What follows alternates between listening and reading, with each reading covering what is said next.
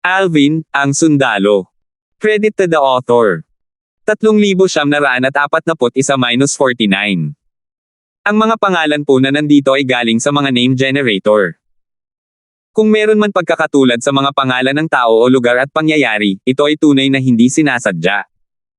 Pasensya na, Elder Boyet. Hindi ko sinasadyang banggitin ang nakaraan mo, sabi ni Alvin, nahihiya at humihingi ng paumanhin sa pagbanggit sa malungkot na alaala ni Boyet. Kung alam lang niya, natural na hindi na sana siya nagsalita. Ayos lang, sabi ni Boyet at ikinumpas ang kanyang kamay pagkatapos huminga ng malalim, alam ito ng lahat sa pangkat ng Cloud Peak. Maaga o huli, malalaman mo rin ito. Bukod dito, sa kabila ng sinasabi ng iba, hindi ako nakokonsensya sa pagsali sa pangkat ng Cloud Peak. Bagamat medyo kalmado si Boyet, naramdaman ni Alvin na medyo emosyonal si Boyet. Malinaw na apektado pa rin si Boyet ng bagay na iyon sa kabila ng mga sinabi niya na nagpapahiwatig ng kabaligtaran. Hindi na nagtanong si Alvin dahil sa takot na baka mali ang masabi niya. Sisigat na lang siya sa mga tanong ni Boyet. Gayunpaman, tila ba masyado siyang nag-isip. Bago pa man sila makarating sa kanilang destinasyon, tila bumalik na sa normal na anyo si Boyet at nagbibiro pa nga sa kanya. Walang pakialam si Junior Brother Chin kung tawagin siya ng Junior Grand Uncle bilang Little Yang.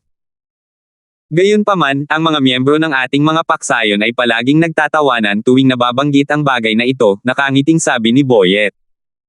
Umiling si Alvin. Bagamat hindi ako pamilyar kay Elder Chin, batay sa nakita ko, sa palagay ko ay wala siyang masyadong pakialam sa bagay na ito. Marahil, tama ka. Gayunpaman, wala ba siyang pakialam kapag ginagawa ito ng kanyang mga disipulo at apo? Bilang isang elder, tiyak na mahihiya siya, natatawang sabi ni Boyet. Hindi pinabulaanan ni Alvin ang mga salita ni Boyet. Karamihan sa mga nakatatanda ay gustong panatilihin ang kaunting kataimtiman at dignidad sa harap ng kanilang mga nakababata. Tunay ngang mahirap gawin iyon kapag ang isang tao ay may ganitong kaakit-akit na palayaw. Nakarating na tayo, sabi ni Boyet nang makarating sila sa harap ng isa pang lumulutang na isla. Ang lumulutang na islang ito ay nasa puso ng ari-arian ng ating Pure Yang sect. Ito ay tinatawag na Myriad Phenomena Island. Bukod sa mga gawain ng paksayon, karamihan sa mga gawain ng sekta, na nangangailangan ng pag-aproba mula sa mga matataas na opisyal ng sekta, ay isinasagawa sa Myriad Phenomena Island. Ang cultivation ground ng mga ordinaryong elder at disipulo ay matatagpuan din dito. Iba't ibang bulwagan tulad ng Law Enforcement Hall, Trading Hall, Martial Training Hall, at marami pang iba ay nandito rin. Ipapakita ko sa inyo pagkatapos naming magrehistro. Paumanhin sa abala, Elder Boyet, sabi ni Alvin. Wala lang yun. Nang makalapag sila sa isla, biglang may naalala si Boyet at sinabing, Alvin, kung hindi ako nagkakamali, may mga miyembro ng ibang paksayon na naghihintay sa iyo sa Affairs Pavilion ng sect. Tiyak na bibigyan ka nila ng maraming benepisyo para ma-recruit ka. Dapat kong sabihin sa iyo ang mga benepisyo ng ating Cloud Peak.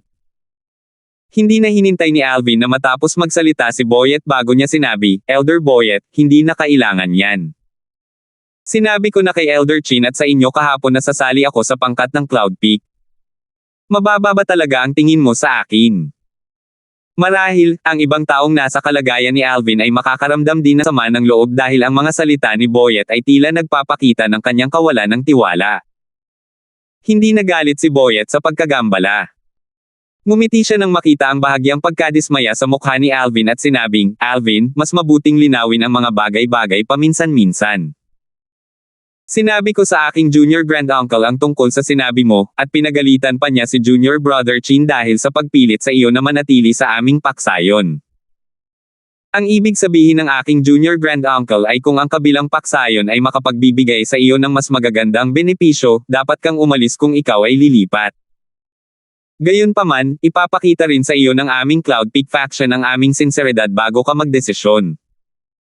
Walang magiging sama ng loob sa pagitan natin kahit napiliin mong pumunta sa ibang paksayon. Sinabi rin ng aking Junior Grand Uncle na hindi nito maaapektuhan ang iyong pagkakaibigan sa kanya. Bahagyang nagbago ang ekspresyon ng mukha ni Boyet nang banggitin niya ang salitang pagkakaibigan. Tutal, bilang pinakamalakas na Nirvanic Elder sa Pure Sect, isang pambihirang panimulang Emperor of Gods, kakaiba na makikipagkaibigan siya sa isang panimulang Lord of Gods na wala pa sa 3,000 taong gulang. Sa ilalim ng normal na mga pangyayari, makikita sana itong masagana ni Boyet. Gayunpaman, dahil kinilala ni Pong si Alvin at si Alvin ay isa ring mabuting tao, hindi na niya ito masyadong inisip. Umiling si Alvin at sinabing, "Ayos lang, Elder Boyet. Hindi mo na kailangang mag-alok pa sa akin ng kahit ano. Binigyan na ako ni na Elder Zin at Elder Chin ng regalo bago ako pumunta rito. Personal ko siyang kakausapin tungkol sa bagay na ito." Hindi malilimutan ni Alvin ang mga banal na bato at 1,000,000 banal na kristal sa kanyang spatial ring. Pagkatapos umalis sa angkan ng Langston, gusto niya itong ibalik kay Pong, ngunit tumanggi si Pong na kunin ang mga ito. "Elder Boyet, tara na," sabi ni Alvin nang makita niyang hindi gumagalaw si Boyet. Nahulaan niya na si Boyet ay maaaring abala sa sarili niyang mga iniisip o nag-uulat kay Pong. Nang makabawi si Boyet sa kanyang katinoan, isang bahid ng paghanga ang sumilay sa kanyang mga mata nang tumingin siya kay Alvin. Pagkatapos, inakay niya si Alvin sa isang malaking gusali na tila binubuo ng ilang gusali sa isang malawak na parisukat. Lumipad-lipad si Boyet sa kalangitan sa itaas ng gusali at sinabing, "Ito ang Sex Affairs Pavilion." Bumaba ang dalawa sa harap ng malaking pasukan. Isang malaki at matangkad na tabletang bato ang nakatayo sa tabi ng pasukan, at ang mga salitang Sex Affairs Pavilion ay nakaukit dito. Ang tabletang bato ay halos kasing taas ng gusali. Dito pinangangasiwaan ang lahat ng panloob na gawain ng sekta. Ang mga promosyon ng mga elder at disciple ay nasa ilalim din ng jurisdiction ng pavilion. Bago ang promosyon, kailangan nilang pumasa sa pagsusulit sa examination hall, sabi ni Boyet. Pagkatapos ng isang paghinto, idinagdag niya, karaniwan, ang isang tao ay maaari lamang sumali sa Pure Sect kapag ang sekta ay nagre-recruit. Ikaw ay isang espesyal na kaso dahil personal kang nire-recruit ng sekta. Kaya, hindi mo kailangang dumaan sa anumang pagsusulit. Tutal, ang isang taong naging isang simpleng Lord of Gods bago ang edad na 3,000 ay higit pa sa karapat-dapat na sumali sa aming sekta. Pagkatapos ng maikling sandali ng pag-aatubili, sinabi ni Boyet, "Pakiramdam ko ay dapat kitang bigyan ng babala, Alvin." Huminto si Alvin sa kanyang mga hakbang at tumingin kay Boyet, na naguguluhan. Sabi ni Boyet, "Bagamat espesyal kang nirecruit ng sekta at hindi mo kailangang dumaan sa anumang pagsusulit, isa ka pa ring ordinaryong disipulo. Narinig ko mula sa nakababatang lolo na nangako siya noong nasa Flying Dragon Sect na tatanggap ka ng traito ng isang tunay na martial disciple. Iyon ang pangako niya, hindi ng sekta. Sa huli, kakailanganin mong umasa sa sarili mong lakas para maging isang tunay na martial disciple." Sabi ng nakababatang lolo na kapag nagtagumpay ka, ang iyong traito ay magiging mas mahusay pa kaysa sa isang tunay na martial disciple. Malaya kang kumuha ng pagsusulit sa examination hall kahit kailan ka handa. Umiling si Alvin at ngumiti. "Akala ko may ibibigay kang masamang balita sa akin. Maliit na bagay lang ito. Masaya na ako na hindi ko na kailangang kumuha ng mga simpleng pagsusuri para makasali sa sekta. Natural lang na hindi ako mag-aalangan na gamitin ang aking kakayahan para makakuha ng mas mahusay na paggamot o mas mataas na ranggo." Gaman ng husto ang ekspresyon ni Boyet nang marinig ang mga salita ni Alvin. Sinabi niya, "Alam ko na sigurong ganito ang magiging reaksyon mo. Sa anumang kaso, dahil sa iyong likas na talento at kakayahan, sigurado akong magiging madali para sa iyo na maging isang tunay na martial disciple." Bigla, nagtanong si Alvin nang may pagtataka, "Elder Boyet, si Marvick ba ay isang tunay na martial disciple?" Marvick. Natigilan si Boyet. Medyo hindi natural ang ekspresyon niya habang tumatango at sinabing, "Oo, isa siyang tunay na martial disciple." Nakapasa siya sa pagsusulit 300 taon na ang nakalilipas noong siya ay isang simpleng Panginoon ng mga Diyos. Hindi alam ni Boyet na nakilala na ni Alvin si Marvick kaya nagulat siya nang banggitin ni Alvin si Marvick. Higit sa lahat, bago sumali sa pangkat ng Cloud Peak, nasa iisang pangkat siya ni Marvick. Ang kanyang dating amo, na pinatalsik mula sa Pure Sect, ay direktang disipulo ng lolo sa tuhod ni Marvick. Nangangahulugan ito na ang kanyang dating amo ay nakatatandang tiyuhin din ni Marvick. Matapos kumalma si Boyet, sinabi niya kay Alvin, "Tara na." 3,942. Napakaluwag ng loob ng Affairs Pavilion ng sect. Maraming tao na may mga identity token ng Pyongyang sect ang makikita sa loob. Sa kanilang paglalakbay dito, napansin ni Alvin na ang mga identity token ng Pyongyang sect ay halos magkakatulad na may ilang pagkakaiba upang ipahiwatig ang mga ranggo. Lahat ng identity token, kabilang ang kay Pung, ay may simbolo ng yin-yang sa kanilang apat na sulok. Elder Boyet. Nang maglakad si Boyet, maraming tao ang bumati sa kanya. Kasabay nito, marami rin sa kanila ang tumingin kay Alvin ng may pagtataka. Hindi nagtagal ay nagsimula silang magtipon at mag-isip-isip tungkol sa kanyang pagkakakilanlan. Sino siya? Para bang kasama niya si Elder Boyet? Wala siyang dalang identity token mula sa sekta natin kaya hindi siya dapat miyembro ng sekta natin. Kahapon, nabalitaan ko na si Elder Wilmar Chin mula sa pangkat ng Cloud Peak ay nagdala kay Alvin, na kamakailan lamang ay sumikat sa Eastern Ridge Mansion, pabalik sa ating sekta mula sa Flying Dragon Sect. Siya siguro si Alvin. Si Alvin. Siya ang pumatay sa dalawang Intermediate Lords of Gods kahit isa lamang siyang simpleng Lord of Gods, tama ba? Siya yan. Napanood ko ang recording ng laban niya sa dalawang Intermediate Lords of Gods. Kahit hindi masyadong malinaw ang recording, magkapareho pa rin ang pangangatawan at damit niya. Walang duda na siya si Alvin. Hindi inaasahan ni Alvin na magdudulot siya ng kaguluhan pagpasok niya sa Sect's Affairs Pavilion kasama si Boyet. Parami ng parami ang mga taong nagtipon, nakatingin at nakaturo kay Alvin na parang isa siyang exhibit sa isang circo. Gayunpaman, hindi siya nababagabag at nanatiling walang ekspresyon. Sa kabaligtaran, bahagyang dumilim ang ekspresyon ni Boyet nang sabihin niya, pumunta ako para tulungan si Alvin sa pagpaparehistro niya. Kung wala ka ng ibang magagawa rito, umalis ka na. Bilang isang Spirit Void Elder, may bigat pa rin ang mga salita ni Boyet. Simula nang magsalita siya, maraming tao ang nagsimulang maghiwa-hiwalay o bumalik sa kanilang mga gawain. Gayunpaman, hindi pa rin nila maiwasang tumingin kay Alvin mula sa gilid ng kanilang mga mata. Sa tulong ni Boyet, naging maayos ang pagpaparehistro. Kinumpirma ng naka-duty na Elder ang pagkakakilanlan ni Alvin at mabilis na tinapos ang mga formalidad bago ibinigay kay Alvin ang isang ordinaryong Disciple Identity Token. Sa mga purong yang sect, mayroon lamang mga ordinaryong disipulo at mga tunay na martial disciple. Sa mga ordinaryong disipulo, hindi lamang mga Diyos at hari ng mga Diyos ang mayroon, kundi pati na rin mga Panginoon ng mga Diyos. Ang kanilang mga tanda ng pagkakakilanlan ay higit na magpapakita ng kanilang mga base sa paglilinang bilang mga disipulo ng Diyos, mga disipulo ng Hari, o mga disipulo ng Panginoon. Kung tungkol naman sa mga inapo ng matataas na opisyal na hindi pa nakakamit ng pagka-Diyos sa purong yang sect, hindi sila itinuturing na opisyal na disipulo ng purong yang sect hanggang sa makamit nila ang pagka-Diyos. Bago ito gawin, nananatili lamang sila sa purong yang sect na may pagkakakilanlan bilang isang miyembro ng pamilya. Ang purong yang sect ay may mahigpit na mga patakaran tungkol sa mga miyembro ng pamilya na naninirahan sa ari-arian ng sekta.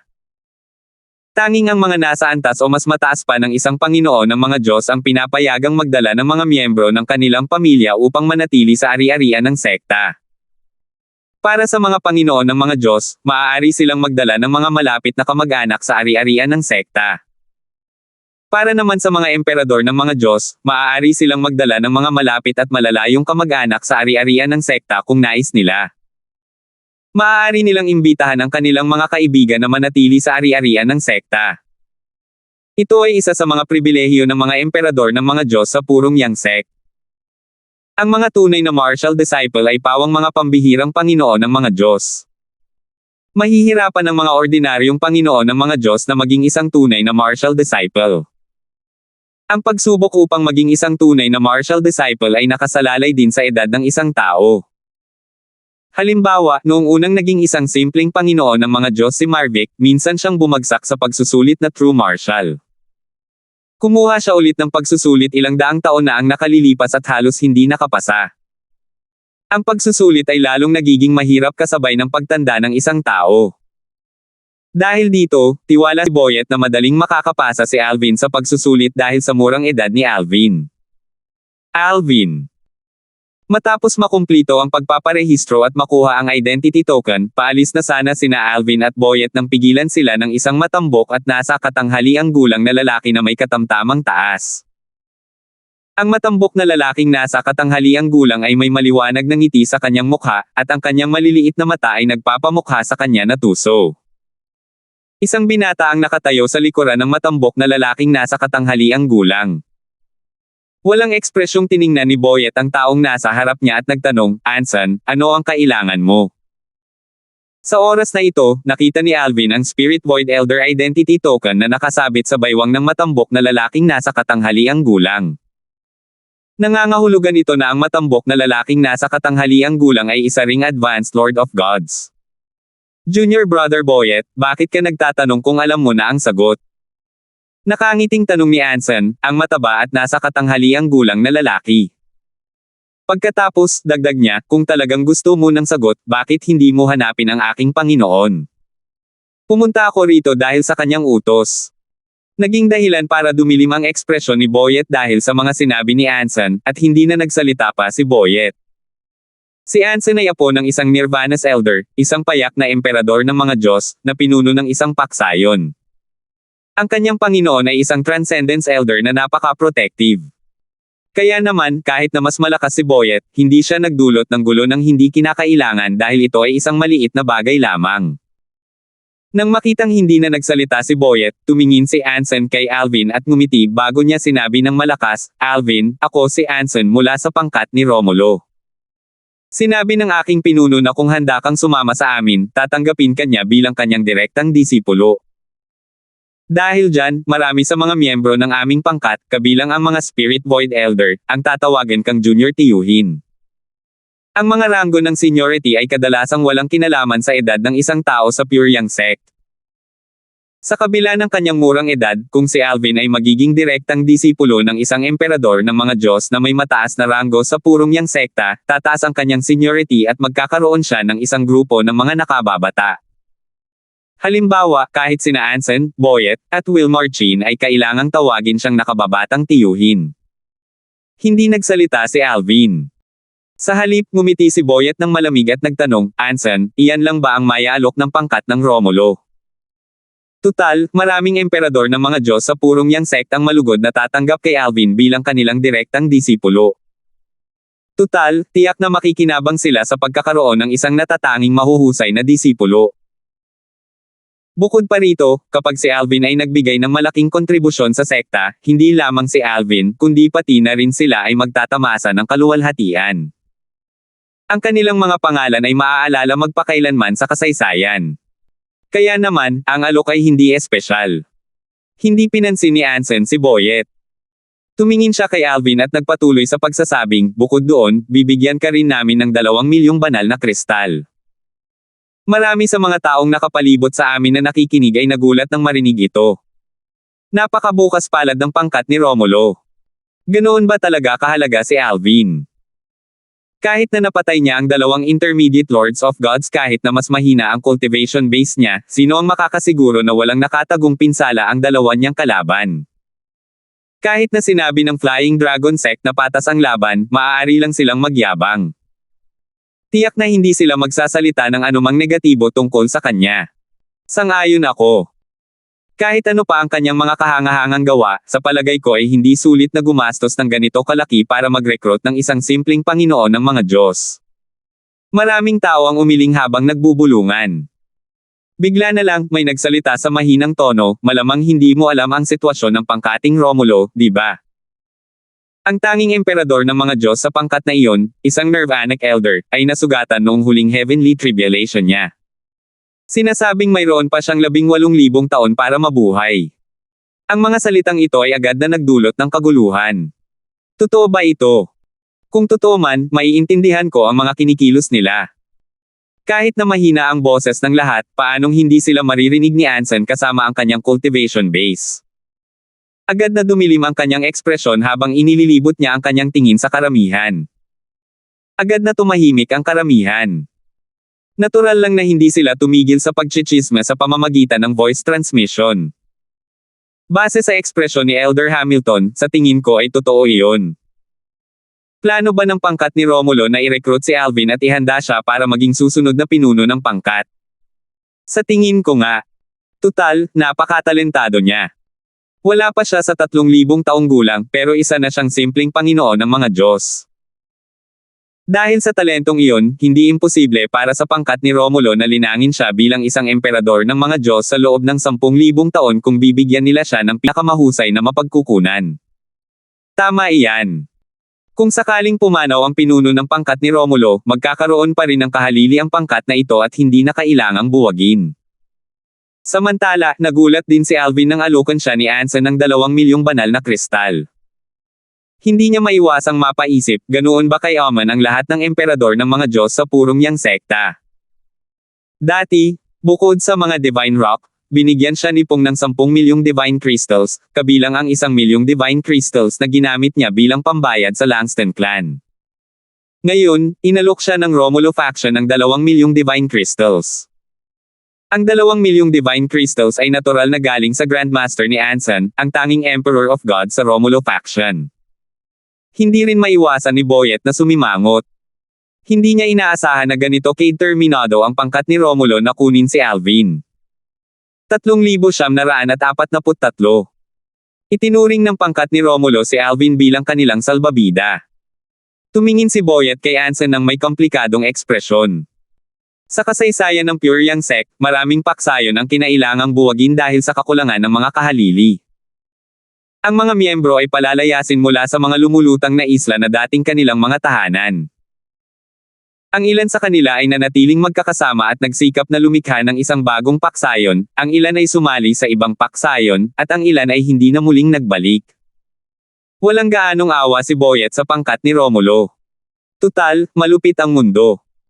Tanging ang malalakas lamang ang maaaring gumawa ng mga patakaran at magtamasa ng espesyal na pagtrato. Natural lamang itong totoo para sa lahat ng pangkat sa purong yang sekta. Alvin, sana'y pag-isipan mong mabuti ito. Ito ang aking soul pearl. Mangyaring makipag-ugnayan sa akin kapag nakapagdesisyon ka na, sabi ni Anson matapos ibigay kay Alvin ang kanyang soul pearl, sana'y sasali ka sa amin. Bukod sa mga benepisyong nabanggit ko kanina, handa rin akong ibigay sa iyo ang kalahati ng aking ipon sa buhay kung sasali ka sa amin. Pagkatapos sabihin iyon, nagpaalam na si Anson at umalis. Bago umalis ang binata, na tila disipulo ni Anson, nagpadala rin siya kay Alvin ng isang voice transmission. Senior Brother Darfield, kung sasali ka sa aming pangkat na Romulo, hindi magsasakripisyo ang pangkat na ito para gawin kang Emperor of Gods. Ito ang pinakamagandang pagpipilian para sa iyo na sumali sa amin ngayong sumali ka na sa Pure Yang sect. Ngayong nakaalis na si Anson, paalis na sana sina Alvin at Boyet nang muli silang hinarang. Sa pagkakataong ito, hinarang sila ng isang matandang lalaking nakaasol ang damit, mapula ang kutis at palakaibigan. Nang lumapit siya sa dalawa, sinabi niya, "Boyet, gusto ko ring makausap si Alvin." "Magsalita ka naman, kapatid na Lanten," tango ni Boyet. Mas maayos na ang kanyang ugali kaysa noong kaharap niya si Anson. Dahil dito, sinulyapan ni Alvin ang tanda ng pagkakakilanlan ng matanda ng may pagtataka. Agad niyang napagtanto nang makita niya ang tanda ng pagkakakilanlan ng matanda. Hindi nakakapagtaka. Isa siyang Transcendence Elder. Ang mga Transcendence Elder ang pinakamalakas at advanced na Lords of God sa Pure Yang sect.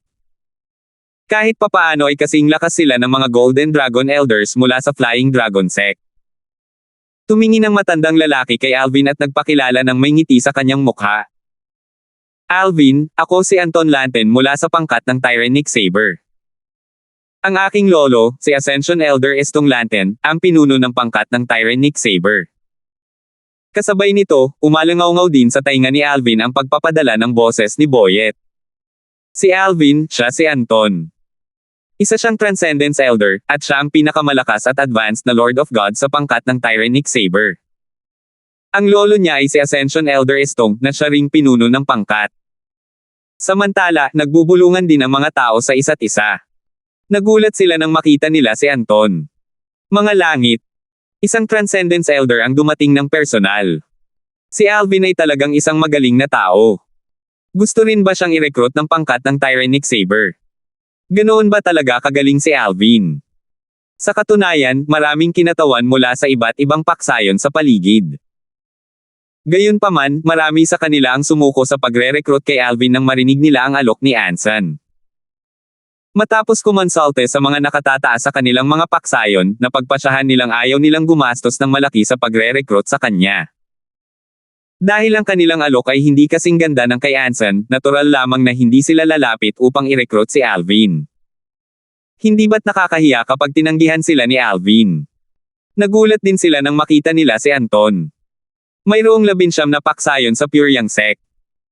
Sa mga ito, ang 7 pangunahing paksayon ay pinamunuan ng mga Ascension Elder habang ang 12 paksayon ay pinamunuan ng mga Nirvanic Elder. Ang pangkat ng Tyrannic Saber ay pinamumunuan ng isang Ascension Elder. Bukod pa riyan, isa ito sa 2 pangkat na mayroong 3 Emperor of Gods. Kaya naman, isa itong malakas na pangkat. Elder Anton, nakangiting bati ni Alvin. Narinig niya ang mga usapan sa paligid kaya medyo naiintindihan niya ang tungkol sa pangkat ng Tyrannic Saber. Nag-isip din siya na ang tanging ibang pangkat na may 3 Emperor of Gods ay ang pangkat ng Cloud Peak, kung saan kabilang sina Pong, Wilmarchin, Boyet, at siya. Gayunpaman, hindi siya sigurado kung tama siya. Alam ni Alvin na ang mga Emperor of Gods sa pangkat ng Cloud Peak ay sina Ascension Elder Stuart Zin, Nirvanic Elder Pong, at ang sect leader ng Pyongyang sect.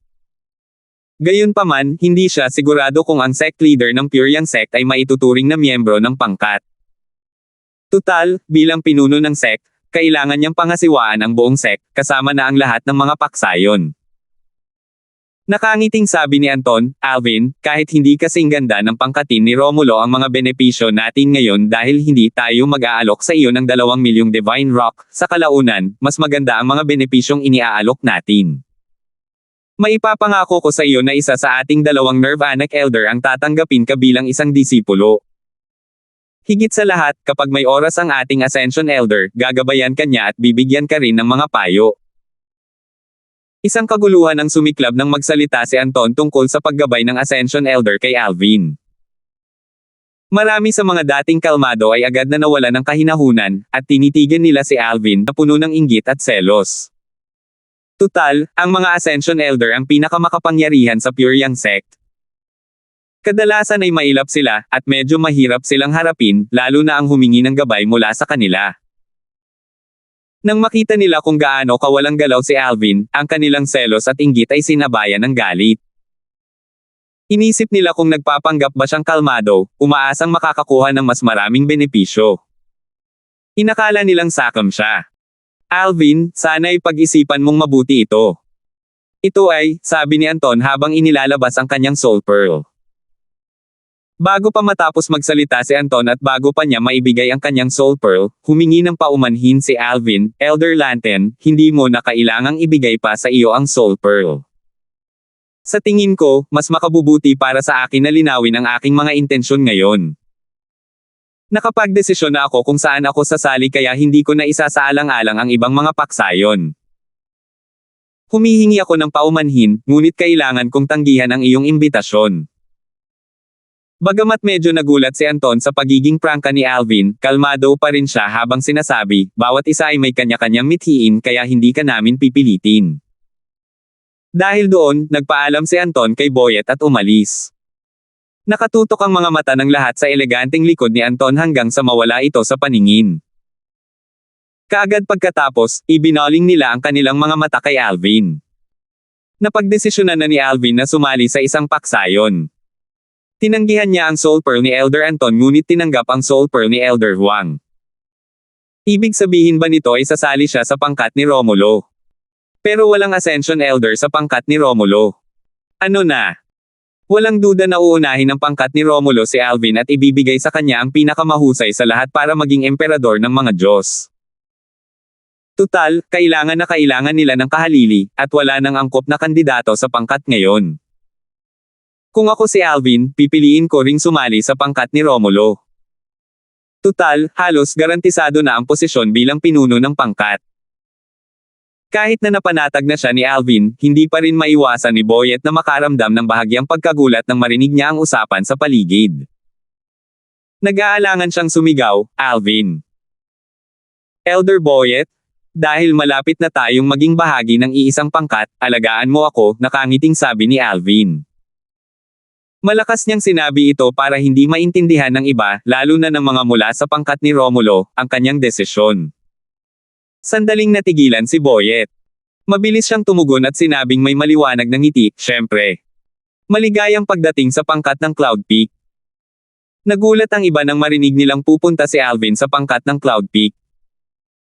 Tutal, kumbinsido naman silang sasali ito sa pangkat ni Romulo. Iniisip ko kung ano ang inialok sa kanya ng pangkat ng Cloud Peak dahil pinili niyang tanggihan ang pangkat ng Romulo at sumama sa kanila. Maaari itong isipin na ibibigay sa kanya ng pangkat ni Romulo ang lahat ng kanilang pinakamahusay na mapagkukunan kung sasali siya sa kanila, ngunit tinatanggihan pa rin niya ang mga ito. Talagang nagtataka ako kung anong mga benepisyo ang ipinangako sa kanya ng pangkat ng Cloud Peak. Hindi naman maaaring pinili niya ang pangkat ng Cloud Peak dahil lang sa dinala siya rito ng kanilang mga nakatatanda, hindi ba? Imposible. Ito ay isang mundong nakatuon sa kita kung saan ang malalakas ay iginagalang. Bukod dito, ang paggawa ng isang maliit na pagkakamali sa paglilinang ng isang tao ay maaaring humantong sa kamatayan ng kapigatian sa langit sa hinaharap. Napangiti na lamang si Alvin nang marinig ang usapan sa kanyang paligid. Maya-maya, sinabi niya sa mga tao, kung mayroon man sa inyo na nakakakilala sa mga tao mula sa pangkat ni Romulo, pakisabi naman sa kanila ito. Wala akong anumang hangarin na pamunuan ang isang pangkat. Tiwala akong magagawa kong maging isang emperador ng mga Diyos, ngunit sa palagay ko ay hindi ako mapapasailalim sa purong yang sect sa oras na iyon. Napuno ng paghanga ang lahat kay Alvin nang marinig nila ang kanyang mga salita. Inisip nila na siya ay may gulang at ambisyoso. Kung tutuusin, malinaw na ang kanyang mga mithiin ay hindi limitado sa purong yang sect na nagbabalak na umangat ng mas mataas. Matapos itong pag-isipan, nagpadala si Alvin ng mensahe kay Anson Hamilton sa pamamagitan ng Soul Pearl. Nakatatanda Anson, pasensya na. Sa katunayan, hindi plano ni Alvin na tanggapin ang Soul Pearl ni Anson Hamilton.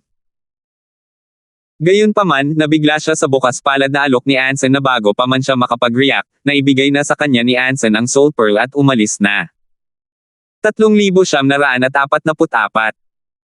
Alam na alam ni Alvin na gustong-gusto ng pangkat ni Romulo na sumali siya sa kanila dahil gusto ng pinuno ng pangkat, ang Nirvanic Elder na si Romulo Chi, na siya ang maging kahalili upang protektahan ang pangkat.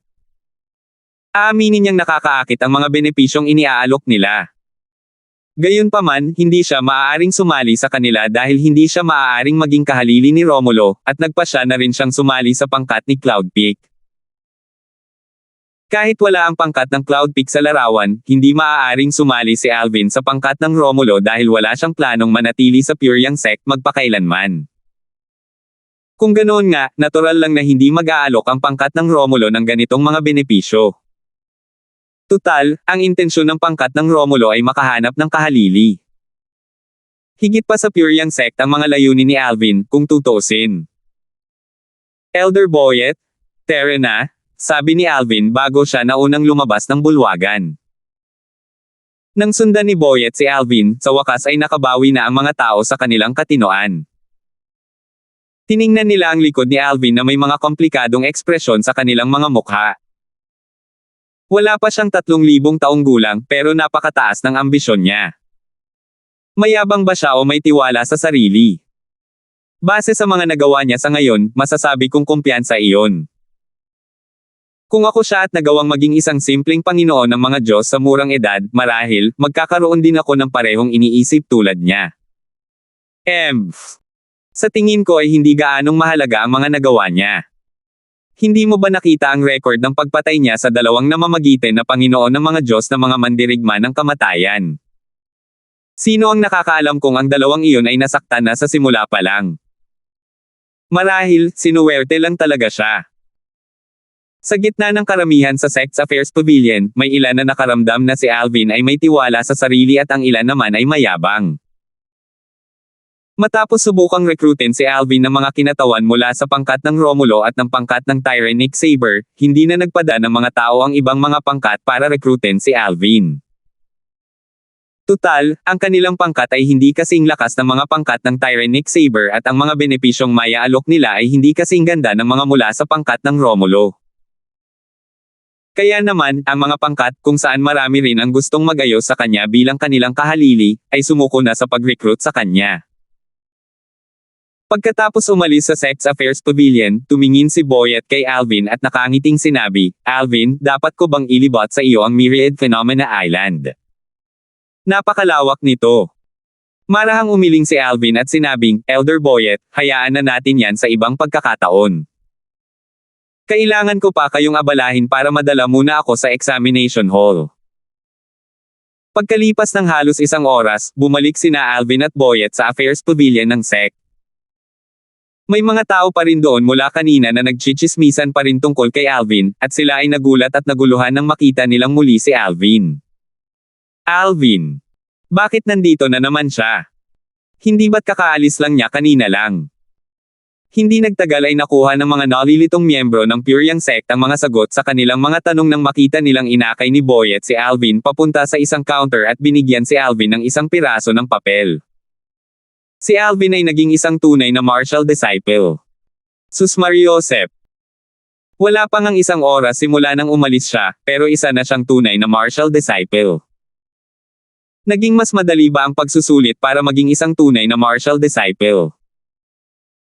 Ang pinakamabilis na oras para makumplito ng isang simpleng Panginoon ng mga Diyos ang pagsusulit ay 1 oras at 15 minuto, tama ba? Ibig sabihin nito ay sinira na ni Alvin ang record, tama ba? Oo naman. Masyadong malakas si Alvin. Ngayon ay nagsisimula ko nang isipin na ang 2 intermediate Lord of Gods na pinatay niya ay hindi naman nasugatan noon. Marahil, kaya niya talagang patayin ang mga intermediate Lord of Gods. Huwag mong kalimutan na ang simpleng Panginoon ng mga Diyos na nagtala ng record ay mahigit 8,000 taong gulang na nang kumuha siya ng pagsusulit. Ang kahirapan ng pagsusulit ay nakadepende rin sa edad ng isang tao. Mas bata ang pagsusulit, mas madali. Kaya nakapasa siya dahil madali lang ang pagsusulit. Wala pa siyang 3,000 taong gulang kaya ang hirap ng pagsusulit ay malamang kalahati lang ang hirap kumpara sa pagsusulit ng naunang simpleng Panginoon ng mga Diyos na may hawak ng record. Noong una, maraming tao ang nagulat at humanga sa bilis ni Alvin na makapasa sa pagsusulit upang maging isang tunay na martial disciple. Gayunpaman, matapos mag-usap ng ilang sandali at mapaalalahanan ng ilang tao, naisip nila na malamang na simple lang ang pagsusulit dahil sa kanyang edad kaya hindi mahirap na makapasa ng mabilis. Hindi pinansin ni Alvin ang usapan sa paligid habang dumadaan siya sa mga formalidad upang maging isang tunay na martial disciple. Sa kabaligtaran, nang marinig ni Boyet ang usapan sa paligid, biglang gumalaw ang mga sulok ng kanyang mga labi. Sa tingin ba nila madali ang pagsusulit? Bagamat ang kahirapan ay batay sa edad ng isang tao, ang mga nasa examination hall ang nagbigay kay Alvin ng pinakamahirap na pagsusulit para sa kanyang pangkat ng edad. Marami sa mga simpleng Lord of Gods na mahigit 10,000 taong gulang sa ating sekta ay hindi niya kayang tapatan kahit na mas bata siya kaysa sa kanila. Pakiramdam ni Boyet ay parang nakikinig siya sa mga ugok na nag-uusap nang marinig niya ang usapan ng karamihan. Bumantong hininga siya sa loob-loob niya. Tunay na may gulang si Alvin. Napakaraming tao ang humahamak at minamaliit sa kanya, ngunit kalmado pa rin siya. Alam ni Boyet na kung mayroon siyang ganitong mga nagawa sa edad ni Alvin, magiging mayabang siya at hindi niya kayang tiisin ang mga ganoong salita. Kung siya ang nasa kalagayan ni Alvin, lalapit sana siya para patunayang mali ang iba. Sasabihin niya sana sa iba ang tungkol sa kahirapan ng pagsusulit at sasabihin sa kanila na veripikahin ito sa examination hall kung hindi sila maniniwala. Napakakalmado at mahinahon ba ng lahat ng tao mula sa Devata Realms? Hindi tama yan. May kilala akong ilang tao mula sa Devata Realms, at tiyak na hindi sila kasing gulang ni Alvin sa edad niya. Hindi alam ni Boyet na ang mga kakilala niya mula sa Devata Realms ay ipinanganak na may mga kotsarang pilak sa kanilang mga bibig. Mayroon silang kahangahangang pinagmulan sa Devata Realms kaya ang kanilang kapanahunan ay natural na walang kapantay kay Alvin na lumaban sa bawat hakbang upang makarating sa kinaroroonan niya. Bukod dito, ito ang pangalawang buhay ni Alvin. Bagamat mahigit 20 taon pa lamang siyang nabuhay sa makamundong kaharian, marami na siyang naranasan at nakita. Habang dumadaan si Alvin sa mga formalidad upang maging isang true martial sect sa Affairs Pavilion ng sect, may mga mensahe ipinadala mula sa examination hall. Si Alvin ng Flying Dragon Sect ay kasing lakas ng karaniwang Pristine Void Elders. Sa mga wala pang 10,000 taong gulang sa ating Pyriang Sect, malamang walang makakapantay sa kanya.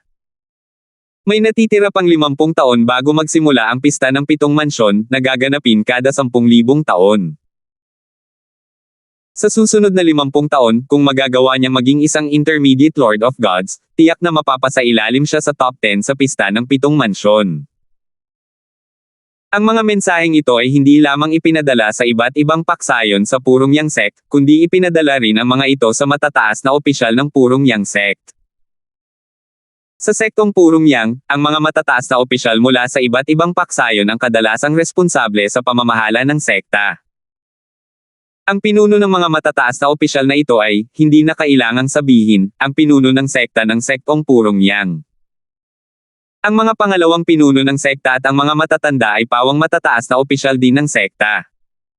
Halos bawat paksayon sa sektong Purong Yang ay mayroong kahit isang mataas na opisyal.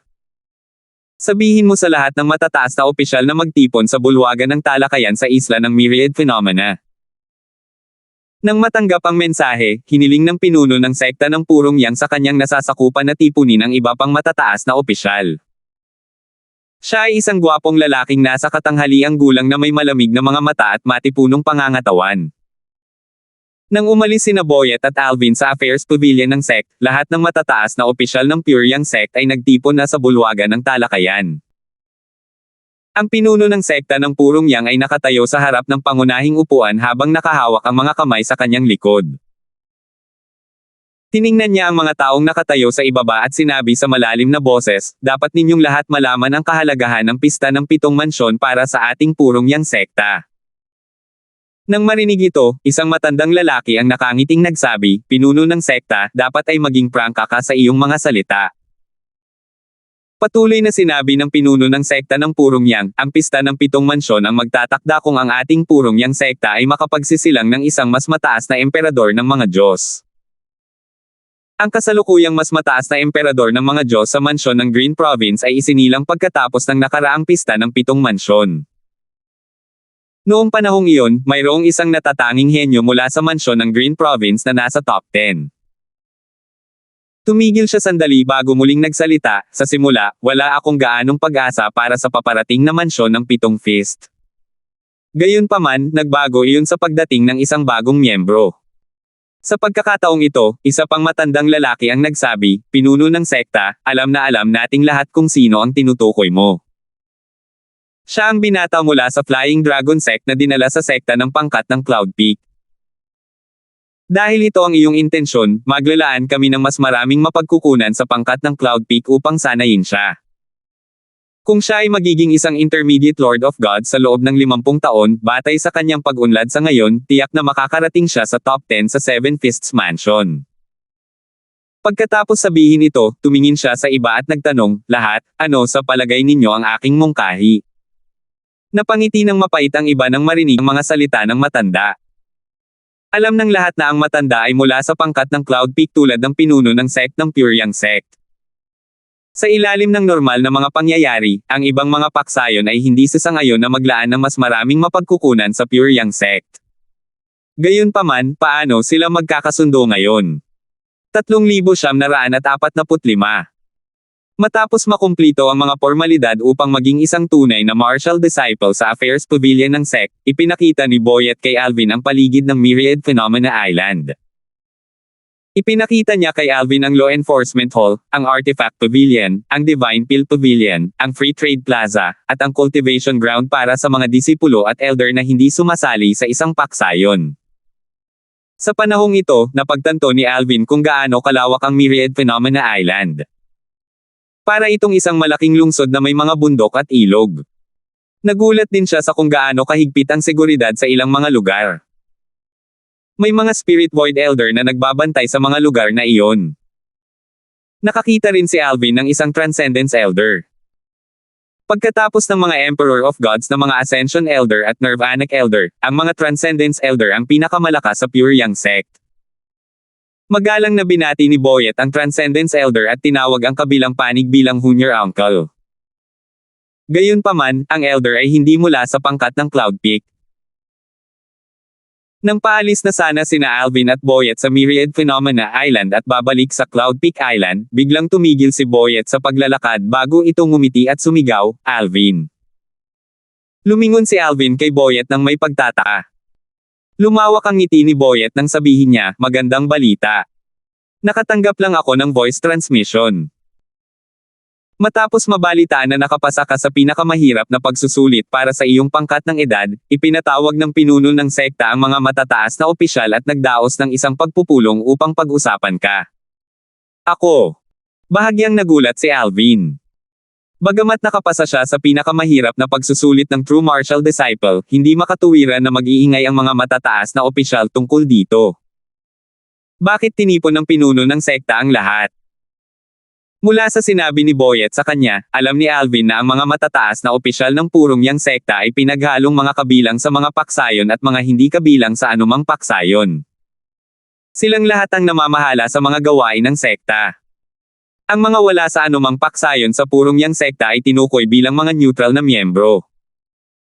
Nang makita ang nagtataka at nagulat na ekspresyon ni Alvin, ipinaliwanag ni Boyet katatapos lang ng pulong. Sinabihan ako na sa pulong, nagkasundo ang pinuno ng sekta sa isang desisyon. Isang elder mula sa aming pangkat ng Cloud Peak ang nagmungkahi nito, at sumang-ayon naman ang iba pang matataas na opisyal. Mahuhulaan mo ba kung ano iyon? Umiling si Alvin. Paano niya nalaman? Hindi naman siya dumalo sa pulong. Napagdesisyonan na ang sekta ay magbibigay ng ilang resources sa aming Cloud Peak faction. Ang mga resources ay para lamang sa iyo, sabi ni Boyet nang nakangiti, ang mga resources ay dapat dumating sa loob ng ilang araw, pinakamatagal. Natigilan si Alvin sa mga salitang ito. Bakit pumayag ang pinuno ng sekta ng purong yang sekta at ang mga matataas na opisyal ng sekta na maglaan ng mga mapagkukunan para lamang sa kanya? Bagamat hindi naman masama ang kanyang pagganap sa pagsusulit ng True Martial Disciple, at nabasag na niya ang nakaraang record, medyo pinalabis ang pagtrato na ito. Ang pinuno ng sekta ng purong yang sect ay isang emperador ng mga Diyos, at ang mga matataas na opisyal ay karamihan ay mga emperador ng mga Diyos. Ang mga hindi emperador ng mga Diyos ay pawang mga pambihirang Panginoon ng mga Diyos. Bakit nagtipon ng ganitong grupo ng mga tao dahil sa kanya at pumayag pang maglaan ng mga mapagkukunan para lamang sa kanya? Sandali, napaisip si Alvin kung may kinalaman ba rito si Pong, ang Nirvanic Elder. Habang iniisip ito, tumingin siya kay Boyet at sinabing may ngiting nakangisi, "Elder Boyet, hiniling ba ito ni Elder Zin sa pinuno ng sekta?" Medyo sobra na ito. Tunay na labis na natuwa si Alvin na mabigyan ng ganitong trato noong kararating pa lamang niya. Naiisip na niya kung gaano magseselos ang iba pang mga True Martial Disciples kapag nalaman nila ang tungkol sa bagay na ito. Tiyo. Sandaling natigilan si Boyet. Pagkatapos, naisip niya ito. Umiling siya at nagpaliwanag, "Alvin, pinalalaki mo ang iyong tiyo." Bagamat mataas ang kanyang katayuan sa sekta, kahit na itanong niya ito sa pinuno ng ating paksayon sa pinuno ng sekta at sumang-ayon ang pinuno ng sekta, tiyak na hindi ito papayag ng iba pang matataas na opisyal. Huwag mong kalimutan na maraming paksayon sa ating Pure Yang sect. Bukod sa ating paksayon sa Cloud Peak, mayroon pang 6 na paksayon na may Ascension Elders. Kung hindi natin bibilangin ang pinuno ng sekta, ang ating paksayon ay hindi ang nangungunang 2 pinakamalakas na paksayon sa sekta. Tumanggo si Alvin. May punto si Boyet. Ang 2 pinakamalakas na paksayon sa Pure Yang sect ay ang paksayon ng Tyrannic Saber at isa pang paksayon. Patuloy na sinabi ni Boyet, kaya, sa ilalim ng ganitong mga pangyayari, lalo na ang iba, ang mga matataas na opisyal mula sa 2 pinakamalakas na paksayon ay tiyak na hindi sasang-ayon sa ganitong mungkahi. Kung iginiit ng ating pinuno ng sekta, tiyak na lalapit ang 2 ninuno mula sa 2 paksayon. Tiyak na magdudulot ito ng gulo. Kahit na lumakad pa ang ating ninuno, wala nang magagawa tungkol dito. Nariyan din ang iba pang 4 na pangunahing paksayon. Hindi sila basta-basta uupo at walang gagawin. Kung ang lahat ng 6 na ninuno mula sa 6 na pangunahing paksayon ay hindi magkasundo, ano ang magagawa ng ating paksayon sa Cloud Peak at ng pinuno ng sekta? Kaya ang ibig mong sabihin ay nagdesisyon sila ng ganito dahil sa akin. Biglang nakaramdam ng kilabot si Alvin. Wala namang libreng pananghalian sa mundo. Bakit biglang nagdesisyon ang grupo ng matataas na opisyal na bigyan siya ng mga mapagkukunan ng walang dahilan? Ano ang kanilang motibo? Hindi niya maiwasang maghinala at mag-alala tungkol sa bagay na ito. Hindi mapigilan ni Alvin ang pagkabalisa. Maingat siyang tumingin sa paligid bago tinanong si Boyet, Elder Boyet, alam mo ba kung bakit nila ginagawa ito? Hindi ako naniniwala na ginagawa nila ito dahil sa kabaitan o dahil lang sa may talento ako. Nang marinig ang mga salita ni Alvin, umiling si Boyet at nakangiting sinabi, tama ka. Natural lang, may dahilan sila kung bakit nila ginagawa iyon. Hindi ka nila bibigyan ng mga mapagkukunan ng walang dahilan tulad ng aming pangkat sa Cloud Peak. Ginagawa nila ito dahil mababago mo ang kinabukasan ng sekta. Ako. Baguhin ang kinabukasan ng sekta. Mas lalong nalito si Alvin. Pagkatapos, sinabi niya ng may ngiti na parang pilyo, Elder Boyet, iniisip ba ng sekta na may mataas akong posibilidad na maging isang advanced Emperor of Gods?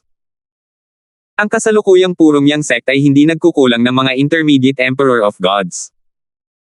Bibigyan lamang nila siya ng ganitong pagtrato dahil lubos silang sigurado na siya ay magiging isang advanced Emperor of Gods. Patuloy na sinabi ni Alvin, Elder Boyet, kahit sigurado akong magiging isang advanced Emperor of Gods ako sa hinaharap, hindi ako mananatili sa Pure Yang sect. May mga bagay akong kailangan gawin. May bahid ng kawalan ng magawa ang narinig sa kanyang boses habang patuloy niyang sinasabi, Elder Boyet, bakit hindi mo kausapin ang pinuno ng sect at sabihin sa kanya na huwag ibigay sa akin ang mga resources? Wala talaga akong planong manatili sa Pure Yang sect ng matagal. Nang marinig ang mga salita ni Alvin, kumagalpak ng tawa si Boyet. Nang hamupa ang kanyang tawa, sinabi niya, Alvin, mataas talaga ang tingin mo sa iyong sarili.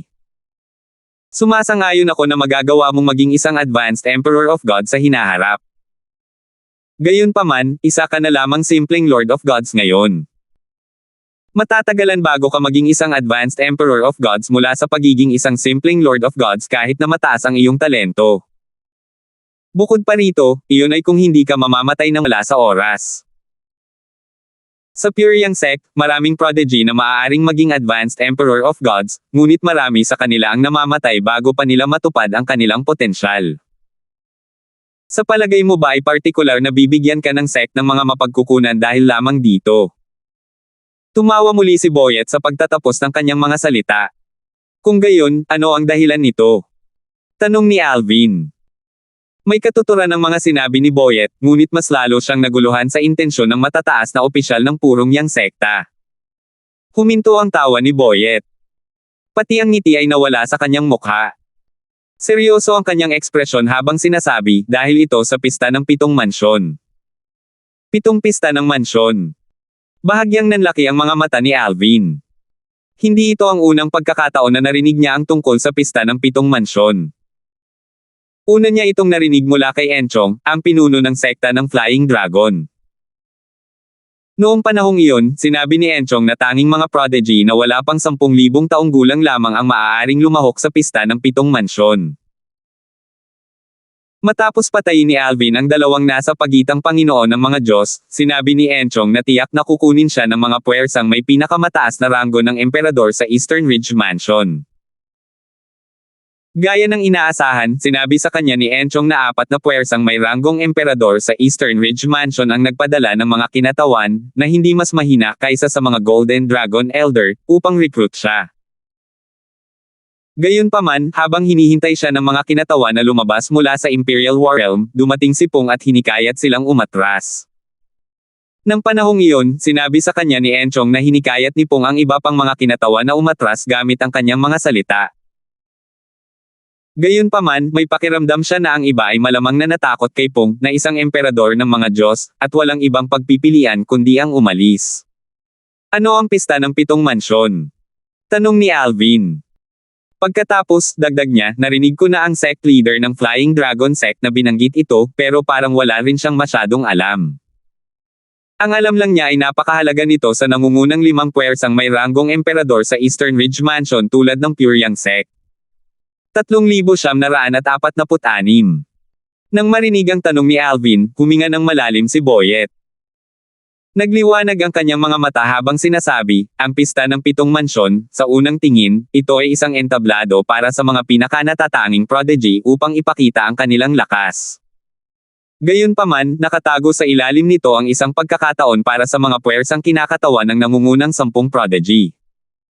Ang pagkakataong tinutukoy ko ay ang posibilidad para sa isang intermediate Emperor of Gods mula sa mga puwersa na maging isang advanced Emperor of Gods sa maikling panahon. Bagamat hindi ito 100% sigurado, napakataas ng posibilidad. Noong nakaraan, mayroong hindi bababa sa 2 intermediate Emperor of Gods na naging advanced Emperors of Gods sa ganitong paraan.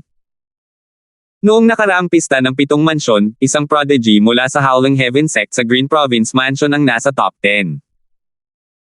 Bilang resulta, hindi nagtagal pagkatapos noon, isang intermediate Emperor of Gods mula sa Howling Heaven sect ang nakalusot at naging isang advanced Emperor of Gods. Dahil dito, ang Howling Heaven sect ay naging pinakamalakas na puwersang may ranggong emperador sa Green Province Mansion. Hindi ito ang unang pagkakataon na narinig ni Alvin ang tungkol sa Green Province Mansion at sa Howling Heaven sect. Nang makita niya sa Flying Dragon sect, isang Silver Marionette Elder mula sa Marionette Villa, isang puwersang may ranggong emperador sa Green Province Mansion, ang pumunta upang hanapin siya sa Peace City ng Imperial War Realm. Nang panahong iyon, nakipag-away ang Silver Marionette sa isang Elder mula sa Seven Kills Valley. Nang panahong iyon, kinutya ng Seven Kills Valley ang Silver Marionette Elder sa pagsasabing ang Marionette Villa ay hindi maihahambing sa Howling Heaven sect. Anong klaseng pagkakataon ang makapagpapahintulot sa isang intermediate Emperor of Gods na maging isang advanced Emperor of Gods ng ganito kabilis? Tanong ni Alvin na may kuryosidad. Nang marinig ang tanong na ito, umiling si Boyet at sinabing, hindi ko alam ang mga detalye. Marahil, mas alam ito ng mga Emperor of Gods sa ating sekta. Dahil sa aking cultivation base, wala akong alam sa mga ganitong bagay. Tumanggaw si Alvin. Kung gusto mo talagang malaman, pwede mong tanungin ang nakababatang tiyuhin, sabi ni Boyet. Ang nakababatang tiyuhin na binanggit niya ay natural na si Pong. Malapit na ang pista ng 7 mansyon, di ba? Tanong ni Alvin. Narinig niya si Enchong na binanggit na malapit na itong gaganapin. Tumanggaw si Boyet. Oo. Gaganapin ito sa loob ng mahigit 50 taon. Naglalaan ang sekta ng mga mapagkukunan sa iyo dahil umaasa silang magagawa mong maging isang intermediate Lord of Gods bago iyon. Umaasa silang magagawa mong makapasok sa top 10 at matulungan ang Ascension Elders ng ating sekta na maging isang advanced Emperor of Gods. 50 taon. Lumiwanag ang mga mata ni Alvin nang marinig niya na binibigyan siya ng Pyongyang sect ng mga mapagkukunan sa pag-asang maging isang intermediate Lord of Gods siya sa loob ng 50 taon. Isang mahinang ngiti rin ang sumilay sa kanyang mukha. Marahil, kung hindi siya bibigyan ng Pyongyang sect ng mga mapagkukunan, hindi siya magkakaroon ng kumpiyansa na makakalusot at magiging isang intermediate Lord of God sa loob ng 50 taon. Gayunpaman, ibang usapan na ngayon na nagpa siya ang Pyongyang sect na bigyan siya ng karagdagang mga mapagkukunan. Hindi niya maiwasang asahan ito ngayon.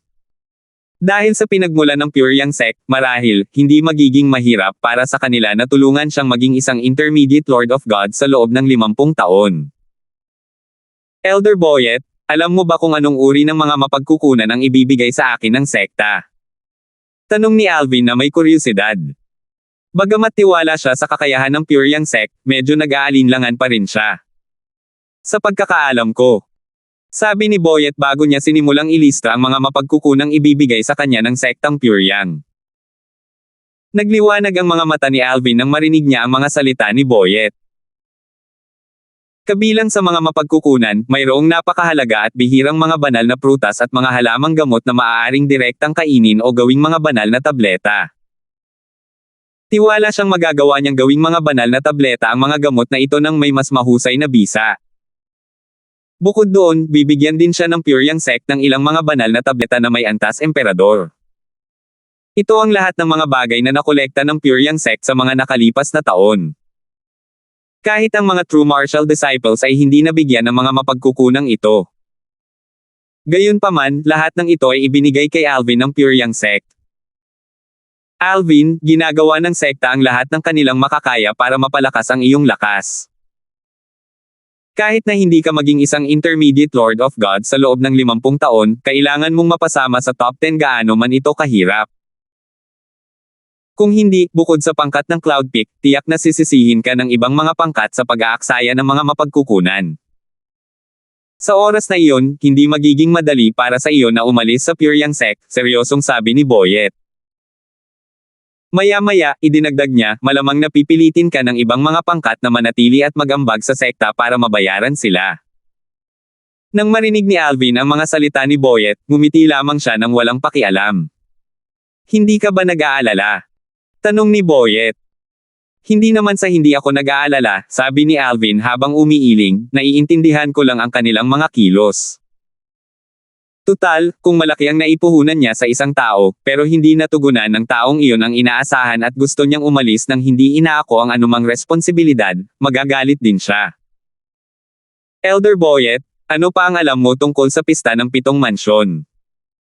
Tanong ni Alvin kay Boyet bago umalis si Boyet. Matapos makinig kay Boyet, mas naunawaan ni Alvin ang pista ng 7 mansyon. Tanging ang mga natatanging prodigy mula sa 7 mansyon ang maaaring lumahok sa pista ng 7 mansyon. Sa Eastern Ridge Mansion, tanging ang nangungunang 5 puwersa lamang ang kwalipikadong lumahok sa pista ng 7 mansyon. Ang mga puwersang tulad ng Flying Dragon Sect, Glorious Heaven Sect, at iba pang puwersang may ranggong emperador ay hindi kwalipikadong lumahok. Pagkatapos umalis ni Boyet, nagpadala si Alvin ng ilang voice transmissions kay Pong, nagtatanong tungkol sa pista ng 7 mansyon.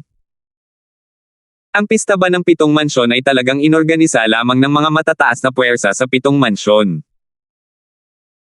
Paano naging isang Advanced Emperor of Gods ang Intermediate Emperor of Gods mula sa Howling Heaven Sect ng Green Province Mansion dahil lang sa nakapasok sa top 10 ang kanilang disipulo? Ano ang sikreto? Sa kasamaang palad, pagkatapos maghintay ng ilang sandali, si Alvin, na labis na mausisa, ay hindi pa rin nakatanggap ng anumang tugon mula kay Pong. Si Elder Zin ay malamang abala o nasa isang saradong cultivation.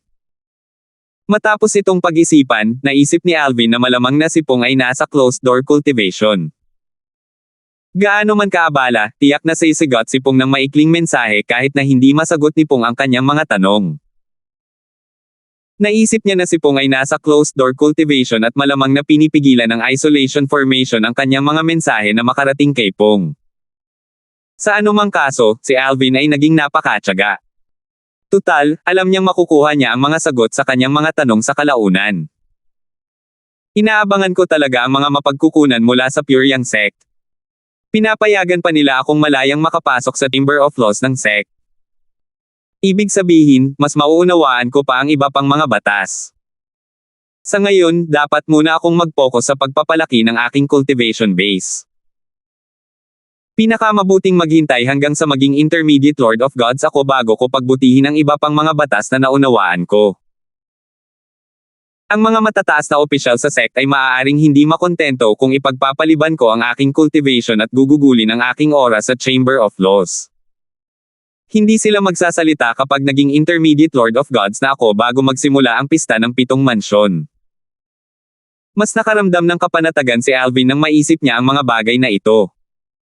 Bukod doon, hindi ko kayang pinuhin ang mga Lord Grade Limit Divine Peel sa Pyongyang sect. Kailangan kong umalis sa estate ng sect para pinuhin ang mga ito. Kailangan ko ring siguraduhing ilihim ang aking paglalakbay. Noong una, hindi nag-aalala si Alvin tungkol sa kanyang kaligtasan sa Pyongyang sect. Tutal, kara-rating lang niya, at wala siyang kinaiinisan. Gayunpaman, pagkatapos ng kanyang pakikipag-usap kay Boyet kanina, nalaman niya na si Marvick ay kabilang sa paksayo na tinatawag na paksayo ng Elijah. Bukod doon, nalaman din niya na si Marvick, na bumihag at nagpahirap sa disipulo ni Noah dahil sa isang maliit na hindi pagkakasundo, ay isang taong mapaghiganti. Ito ay isang bagay na pinaghihinalaanan niya. Kalaunan, natuklasan din ni Alvin na ang dating pangkat na kinabibilangan ni Boyet ay ang pangkat din ni Elijah. Iyon ang dahilan kung bakit kilalang kilala ni Boyet si Marvick. Mas lalong naging mapagmatsyag si Alvin matapos niyang marinig ang babala ni Boyet. Noong nakaraang araw, naging napakabait ni Marvick, ngunit may kung ano kay Marvick na nagparamdam sa kanya ng pagkailang. Naaalala pa rin niya ang babala ni Boyet. Alvin, huwag mong maliitin si Marvick. Bagamat naging Intermediate Lord of Gods lamang siya mga 100 taon na ang nakalilipas, halos kasing lakas na siya ng pinakamalakas na Intermediate Lord of Gods sa Pure Yang sect. Maaaring hindi siya mas mahina kaysa sa iyo. Kakatawan din niya ang ating sekta at lalahok sa pista ng 7 mansyon. Ang pinakamataas na cultivation base para sa mga prodigy na wala pang 10,000 taong gulang sa ating sekta ay ang isang Intermediate Lord of Gods. Kung hindi ka namin isasama, si Marvick ay maituturing na isa sa nangungunang 5 pinakamalakas na disipulo na wala pang 10,000 taong gulang sa sekta. Maaaring hindi kumilos ng personal si Marvick kung gusto kanyang harapin. Siya lang ang direktang inapo ni Elijah, ang ninuno at pinuno ng pangkat ng Elijah.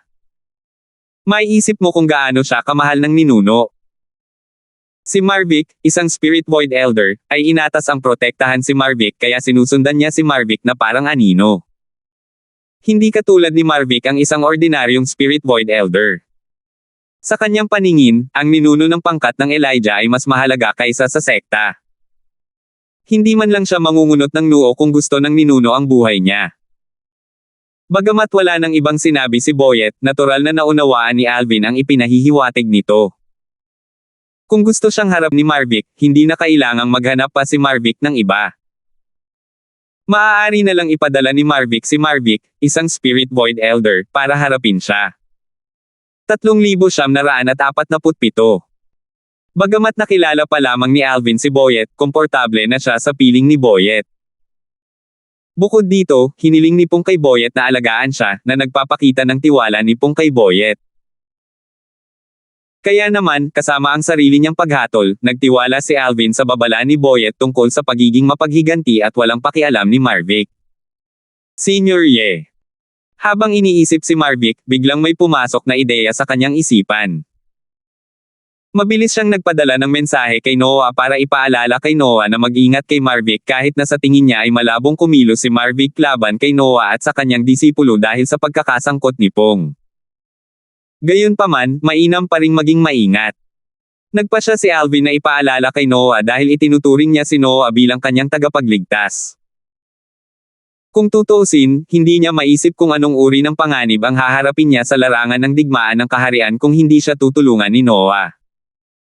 Pagdating niya sa larangan ng digmaan ng kaharian, napakaswerte niya dahil hindi siya gaanong nakakakilala ng mga tao noong panahong iyon. Gayunpaman, natural na hindi magtatagal ang kanyang swerte kung hindi niya makakaharap si Noah. Kung tutuusin, parami ng parami ang mga taong malapit sa mga base. Kailangan niyang pumasok sa base kahit ano paman para makaalis sa larangan ng digmaan ng kaharian. Sa panahong iyon, kung wala si Noah, malamang na mamamatay siya. Kung tutuusin, hindi pa niya nararating ang pagiging Diyos noong panahong iyon. Kahit ang pinakamahinang tao sa larangan ng digmaan ng kaharian ay isang hari ng mga Diyos. Kahit ang pinakamahinang tao sa larangan ng digmaan ng kaharian ay kayang pumatay sa kanya sa oras na iyon sa isang pitik lang ng daliri. Kapatid na Darfield. Mabilis na tugon ni Noah. Nakapag-ayos ka na ba sa Pure Yang sect? Oo, sagot ni Alvin nang nakangiti. Sumali ka ba sa pangkat ng Cloud Peak? Tanong ni Noah. Pagkatapos, nagpadala siya ng isa pang mensahe na nagsasabing, nakikita kong maganda ang relasyon ninyo ni na Elder Zin at Elder Chin. Tinulungan pa nga ako ni Elder Zin dahil sa iyo. Malamang ay sumali ka sa pangkat ng Cloud Peak. Sa katunayan, hindi gaanong alam ni Noah ang tungkol sa mga paksayon sa Purong Yang sect. Nalaman lamang niya ang tungkol sa mga ito nang magtanong-tanong siya matapos mahuli ni Marvick ang kanyang disipulo, si Zuo Songtang. Natural lamang na nalaman niya na si Marvick ang batang Panginoon ng paksayon ni Elijah sa Purong Yang sect. Tutal, ang tanging emperador ng mga Diyos sa paksayon ni Elijah ay ang lolo sa tuhod ni Marvick. Nang malaman ni Noah ang tungkol sa pinagmulan ni Marvick, siya ay nalugmok sa kawalan ng pag-asa.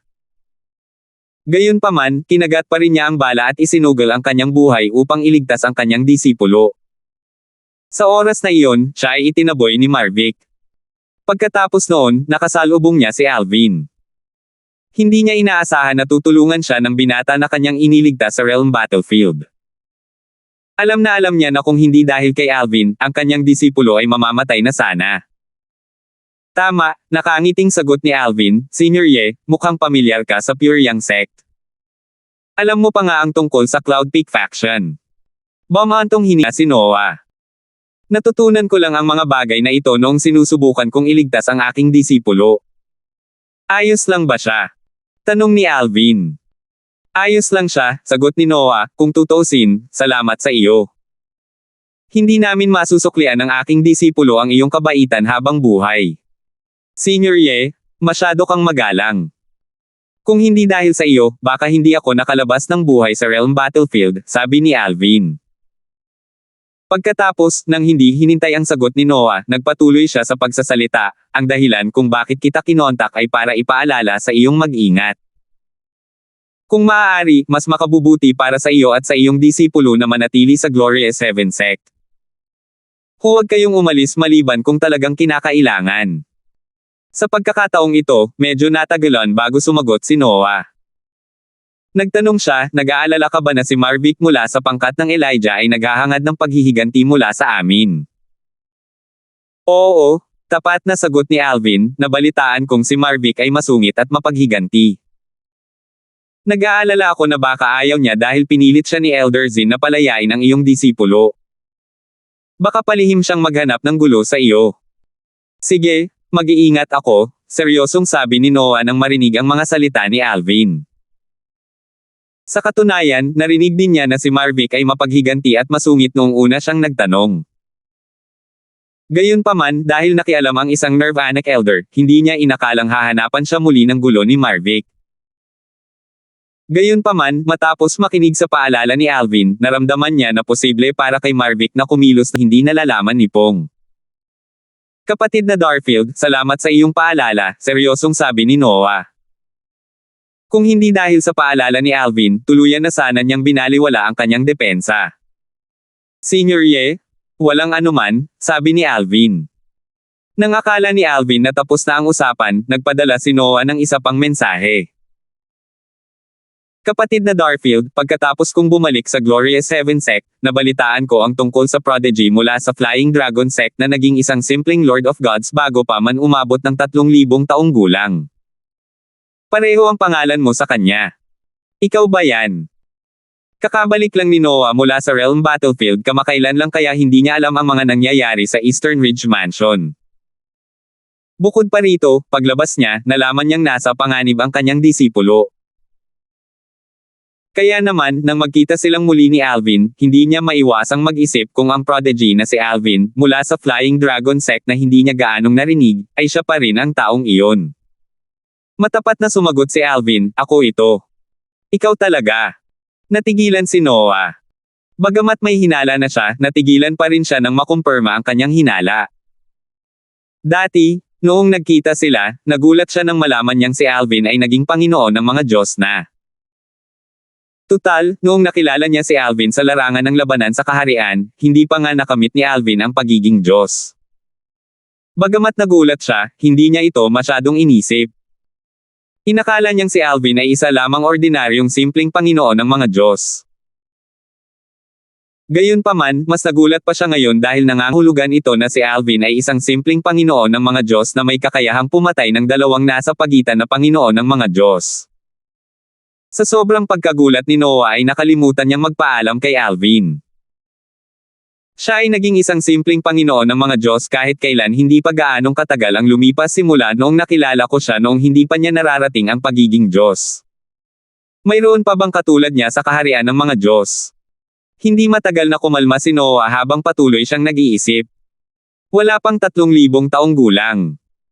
Wala pa ba talaga siyang 3,000 taong gulang? Naisip ni Noah na malamang na mas bata si Alvin. Tutal, may mga table tasks na maaaring magtago ng edad ng buto ng isang tao. Sa isang liblib na lugar sa labas ng lupain ng Pyryang sect. Tatlong figure ang lumulutang sa ere. Dalawa sa harap at isa sa likuran. Ang figurang nakatayo sa likuran ay may matipunong pangangatawan.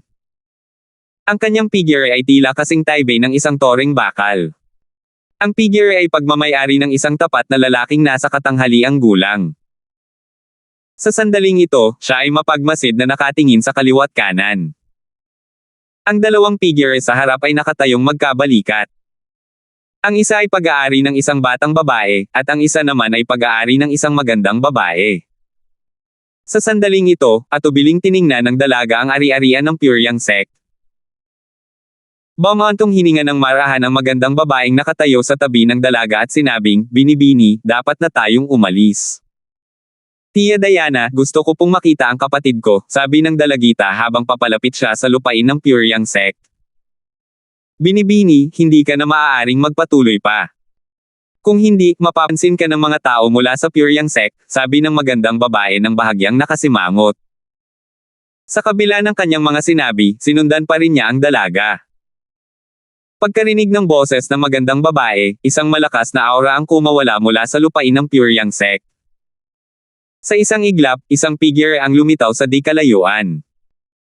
Pagkatapos, ang figure ay kumislap at lumitaw sa harap ng dalaga at magandang babae sa isang kisap mata. "Sino ka? Pumunta ka ba para manektik sa aming purong yang sect?" Ang bagong dating ay isang matandang lalaki. Ang tanda ng pagkakakilanlan ng isang spirit void elder ay nakasabit sa kanyang baywang. Isang kunot noo ang makikita sa kanyang mukha habang nakatitig sa dalaga at magandang babae sa harap niya. Kasabay nito, ang kanyang banal na kamalayan ay lumaganap patungo sa dalawa. Gayunpaman, bago pa man makalapit ang kanyang banal na kamalayan, ito ay dinurog ng isang di nakikitang puwersa. "Ang lakas ng loob mo." Isang malinaw na boses ang umalangaw-ngaw sa hangin nang biglang lumitaw ang matipunong lalaking nasa katanghaliang gulang sa harap ng dalaga, at pinuprotektahan ito sa likuran niya. Emperador ng mga Diyos. Malaki ang ipinagbago ng ekspresyon ng Spirit Void Elder matapos mabasag ang kanyang divine consciousness. Namutla ang kanyang mukha habang takot na nakatitig sa lalaking nasa katanghaliang gulang. Tutal, isa lamang siyang Advanced Lord of Gods. Madali siyang mapapatay ng isang Emperor of Gods. Determinado siyang nagpadala ng mensahe sa isang Nirvanic Elder na nangangasiwa sa mga nagpapatrulyang pangkat. Isang emperador ng mga Diyos ang lumitaw sa labas ng lupain ng ating sekta. Hindi nag-aksaya ng oras ang Nirvanic Elder matapos matanggap ang mensahe at lumitaw sa labas sa loob lamang ng 2 paghinga. Dali-daling yumuko ang Spirit Void Elder sa Nirvanic Elder nang makita niya ito. Pagbati, Senior Grand Uncle. Walang ekspresyong tumango ang Nirvanic Elder. Nakatuon ang kanyang mga mata sa matipunong lalaking nasa katanghaliang gulang. Bahagyang kumunat ang noo niya habang nagtatanong, "Maaari ko bang itanong kung anong ginagawa mo rito?" Nabalitaan ng Nirvanic Elder ang nangyari. Tunay ngang kabastusan ng Spirit Void Elder na subukang suriin sila gamit ang kanyang banal na kamalayan. Bukod dito, walang ginawa ang tatlo at nakatayo lamang sa labas ng lupain ng Pyryang sect. Hindi man lang nila pinalawak ang kanilang banal na kamalayan. Dahil dito, medyo magalang siya sa kanyang mga salita. Itinuwid ng magandang babae ang kanyang likod at walang pakialam na nagsalita, "Anong problema? Ganun ba kadominant ang lahat ng miyembro ng Pyryang sect? Hindi ba tayo pinapayagang magpahinga rito kahit sandali? 3,948. Magpahinga ka muna." Bahagyang nagulat ang Nirvanic Elder sa sinabi ng magandang babae. Maya-maya, umiling siya at sinabing, "Binibini, kung ikaw ang nasa sitwasyon ko, maniniwala ka ba sa mga salitang iyon?" Nang marinig ang tanong na ito, nanindigan ang magandang babae at mahinahong sinabi, "Kahit ano paman, wala kaming balak pumasok sa lupain ng Pyryang sect at wala rin kaming kinikimkim na masamang intensyon laban sa Pyryang sect. Bukod dito, ano ang magagawa naming tatlo sa Pyryang sect?" Naging sarkastiko ang tono ng magandang babae sa pagtatapos ng kanyang mga salita. Tiningnan ng Nirvanic Elder ang magandang babae bago maingat na tumingin sa matipunong lalaking nasa katanghaliang gulang. Sa hindi malamang dahilan, nakaramdam siya ng panganib mula sa matipunong lalaking nasa katanghaliang gulang na walang ekspresyong nakatitig sa kanya. Pakiramdam niya ay tinatitigan siya ng isang mandaragit at baka bigla siyang durugan ng kabilang panig kung sakaling magkamali siya ng galaw. Sa sandaling ito, ang batang babae na nanatiling tahimik hanggang ngayon ay biglang humakbang paarap at nagsabi, "Elder." Iniabot ng matipunong nasa katanghaliang gulang ang kanyang kamay upang pigilan ang dalaga, at pinoprotektahan ito. Kasabay nito, ang magandang babae ay kumilos upang tumayo sa harap ng dalaga. Tumayo siya ng magkabalikat kasama ang matipunong lalaking nasa katanghaliang gulang. Natural na nakita ng dalawang elder mula sa Pyryang sect kung gaano kaprotektado ang dalawa sa dalaga. Malinaw na siya ang kanilang amo. Mahina at nakakapreskong boses ng dalaga, parang simoy ng tagsibol, habang sinasabi niya, "Wala kaming masamang hangarin sa Pyryang sect. Humihingi ako ng paumanhin kung nakapagdulot kami ng gulo. Aalis na kami ngayon." Pagkatapos magsalita ng dalaga, tumingin siya sa ari-arian ng Pyryang sect na nasa likod ng dalawang matanda ng may bahid ng pag-aatubili. Huminga siya ng marahan bago tumalikod para umalis. Kasabay nito ay umalis na rin ang magandang babae. Pumunta sa likuran ng matipunong lalaking nasa katanghaliang gulang, pinoprotektahan ang dalawa. Bago siya umalis, tiningnan niya ang Nirvanic Elder. Bagamat kalmado ang kanyang tingin, nakaramdam ng kaunting pressure ang Nirvanic Elder. Tiyak na hindi lang siya isang ordinaryong simpleng emperador ng mga Diyos. Marahil, hindi rin siya isang simpleng emperador ng mga Diyos, natatakot na naisip ng Nirvanic Elder sa sarili. Sa buong Pyryang sect, mayroon lamang siyang ganitong pakiramdam mula sa ilang intermediate na emperador ng mga Diyos at isang simpleng emperador ng mga Diyos. Ang simpleng emperador ng mga Diyos ay si Pung, ang pinakamalakas na simpleng emperador ng mga Diyos sa Pyryang sect, at anak ni Stuart Zin, ang pinuno ng pangkat ng Cloud Peak. Pagkatapos umalis ng tatlo, hindi napigilan ng Spirit Void Elder na tanungin ang Nirvanic Elder, "Senior Grand Uncle, sino sa tingin mo sila?" Ang babaeng iyon ay nakatitig sa ari-arian ng ating sekta ng walang malay. "Matagal ko na silang natuklasan. Kung hindi siya lumapit, hindi ako lilito para babalaan sila." Pagkatapos ng isang paghinto, mapangot siyang sinabi niya, "Gusto ko siyang imbestigahan at ang magandang babaeng iyon gamit ang aking divine consciousness, ngunit hindi ko inaasahan na agad akong pipigilan ng Emperor of Gods na gawin ito." Marahang umiling ang Nirvanic Elder. "Hindi ko rin alam. Gayunpaman, sigurado akong wala silang anumang mali siya sa ating sekta. Sige, magpatuloy kayo sa pagpapatrolya. Babalik muna ako." Pagkatapos umalis sa paligid ng lupain ng Pyryang sect, tiningnan ng dalaga ang magandang babae at sinabing, "Tia Diana, ayokong lumipad pa uwi. Gamitin na lang natin ang lumilipad na barko." "Opo, Binibini," sabi ng magandang babae habang nakatingin sa dalaga na may mapagmahal na ngiti sa kanyang mukha. Pagkatapos, inilabas niya ang lumilipad na barko. Pagkatapos sumakay sa lumilipad na barko, ang babae at ang magandang babae ay naupo nang nakakross ang mga binti habang ang matipunong lalaking nasa katanghaliang gulang ay nakatayo malapit sa Timon at mapagmasid na pinagmamasdan ang kanyang paligid.